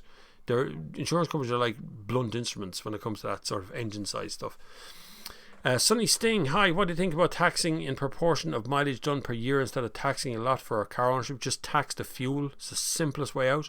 Remove motor tax and put the tax onto fuel. So the more fuel you use, the more tax you pay. It's really that straightforward. That just solves the problem. Instead of having to work your mileage out and figure out how much mileage you've done and write off that's so much mileage, but you just put it all on the fuel, and then every time you buy fuel, you're paying your tax. And the more you drive every single year, the more tax you pay. So Biddy down there, who has a 1 litre Nissan Micra from 1999, who drives 100 kilometers a month, pays essentially no tax. But someone who drives a 3 litre Audi A8 and drives, I don't know, 60,000 kilometers a year, pays a fortune in tax. That's how you do it. It's pretty straightforward. Steve McCormick, electric bikes are wonderful. Check out Juiced Bike.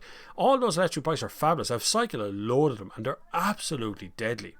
I was in a race last year, at sort of a biathlon. So we did this big long cycle, then we did this run through a forest, then back onto the bikes and cycled on. And in the middle of this biathlon, we hit this massive hill, huge hill. Jeez, was up to sleep bloom. Broke my legs, were killing me. Halfway up the hill and I'm puffing and puffing. I'm in first gear, doing my utmost to get up. And this woman who had to be 65 years old goes, by me on a fucking electric bike. I nearly had a heart attack. I wanted to kill her. I wanted to get after her every single time. Some crack. But she wasn't even in the race. She was just out for a cycle. She goes to go by. It's fucking deadly. I wanted to kill her though. Keith Grisham, have you driven a newer Kia Optima sports wagon, Bob? Do you lose a lot of value being a Kia? No, Kias don't lose a lot of value. Newer one is okay. Suspension is good on it. The older one has suspension like a tank. Just be careful which one you're buying. Bob, do you watch any other car YouTube channels like Car Throttle and Matt Watson?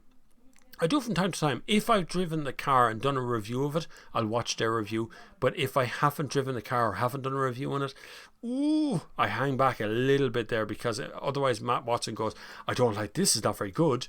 And he goes, shit, I have that car next week. What am I going to do with that? It's like, I have to say it's really bad because Matt said it's really bad, so it sticks in my mind. So I don't like really watching a lot of car reviews. I actually watch a lot of sailing channels and SV Delios and those kind of channels. I watch that stuff because it's like, it's easy to watch and it's not about cars, and there's definitely no cars in it because it's all on the sea. Emily Herbert, looking at 2016 Hyundai i10 as a first car, and the opinion is good car. That's a good car. That's the right kind of car to look at. Buy it in a 1 litre one. Learn to service it yourself. Just be careful of things like the timing belt has been done within a reasonable amount of time.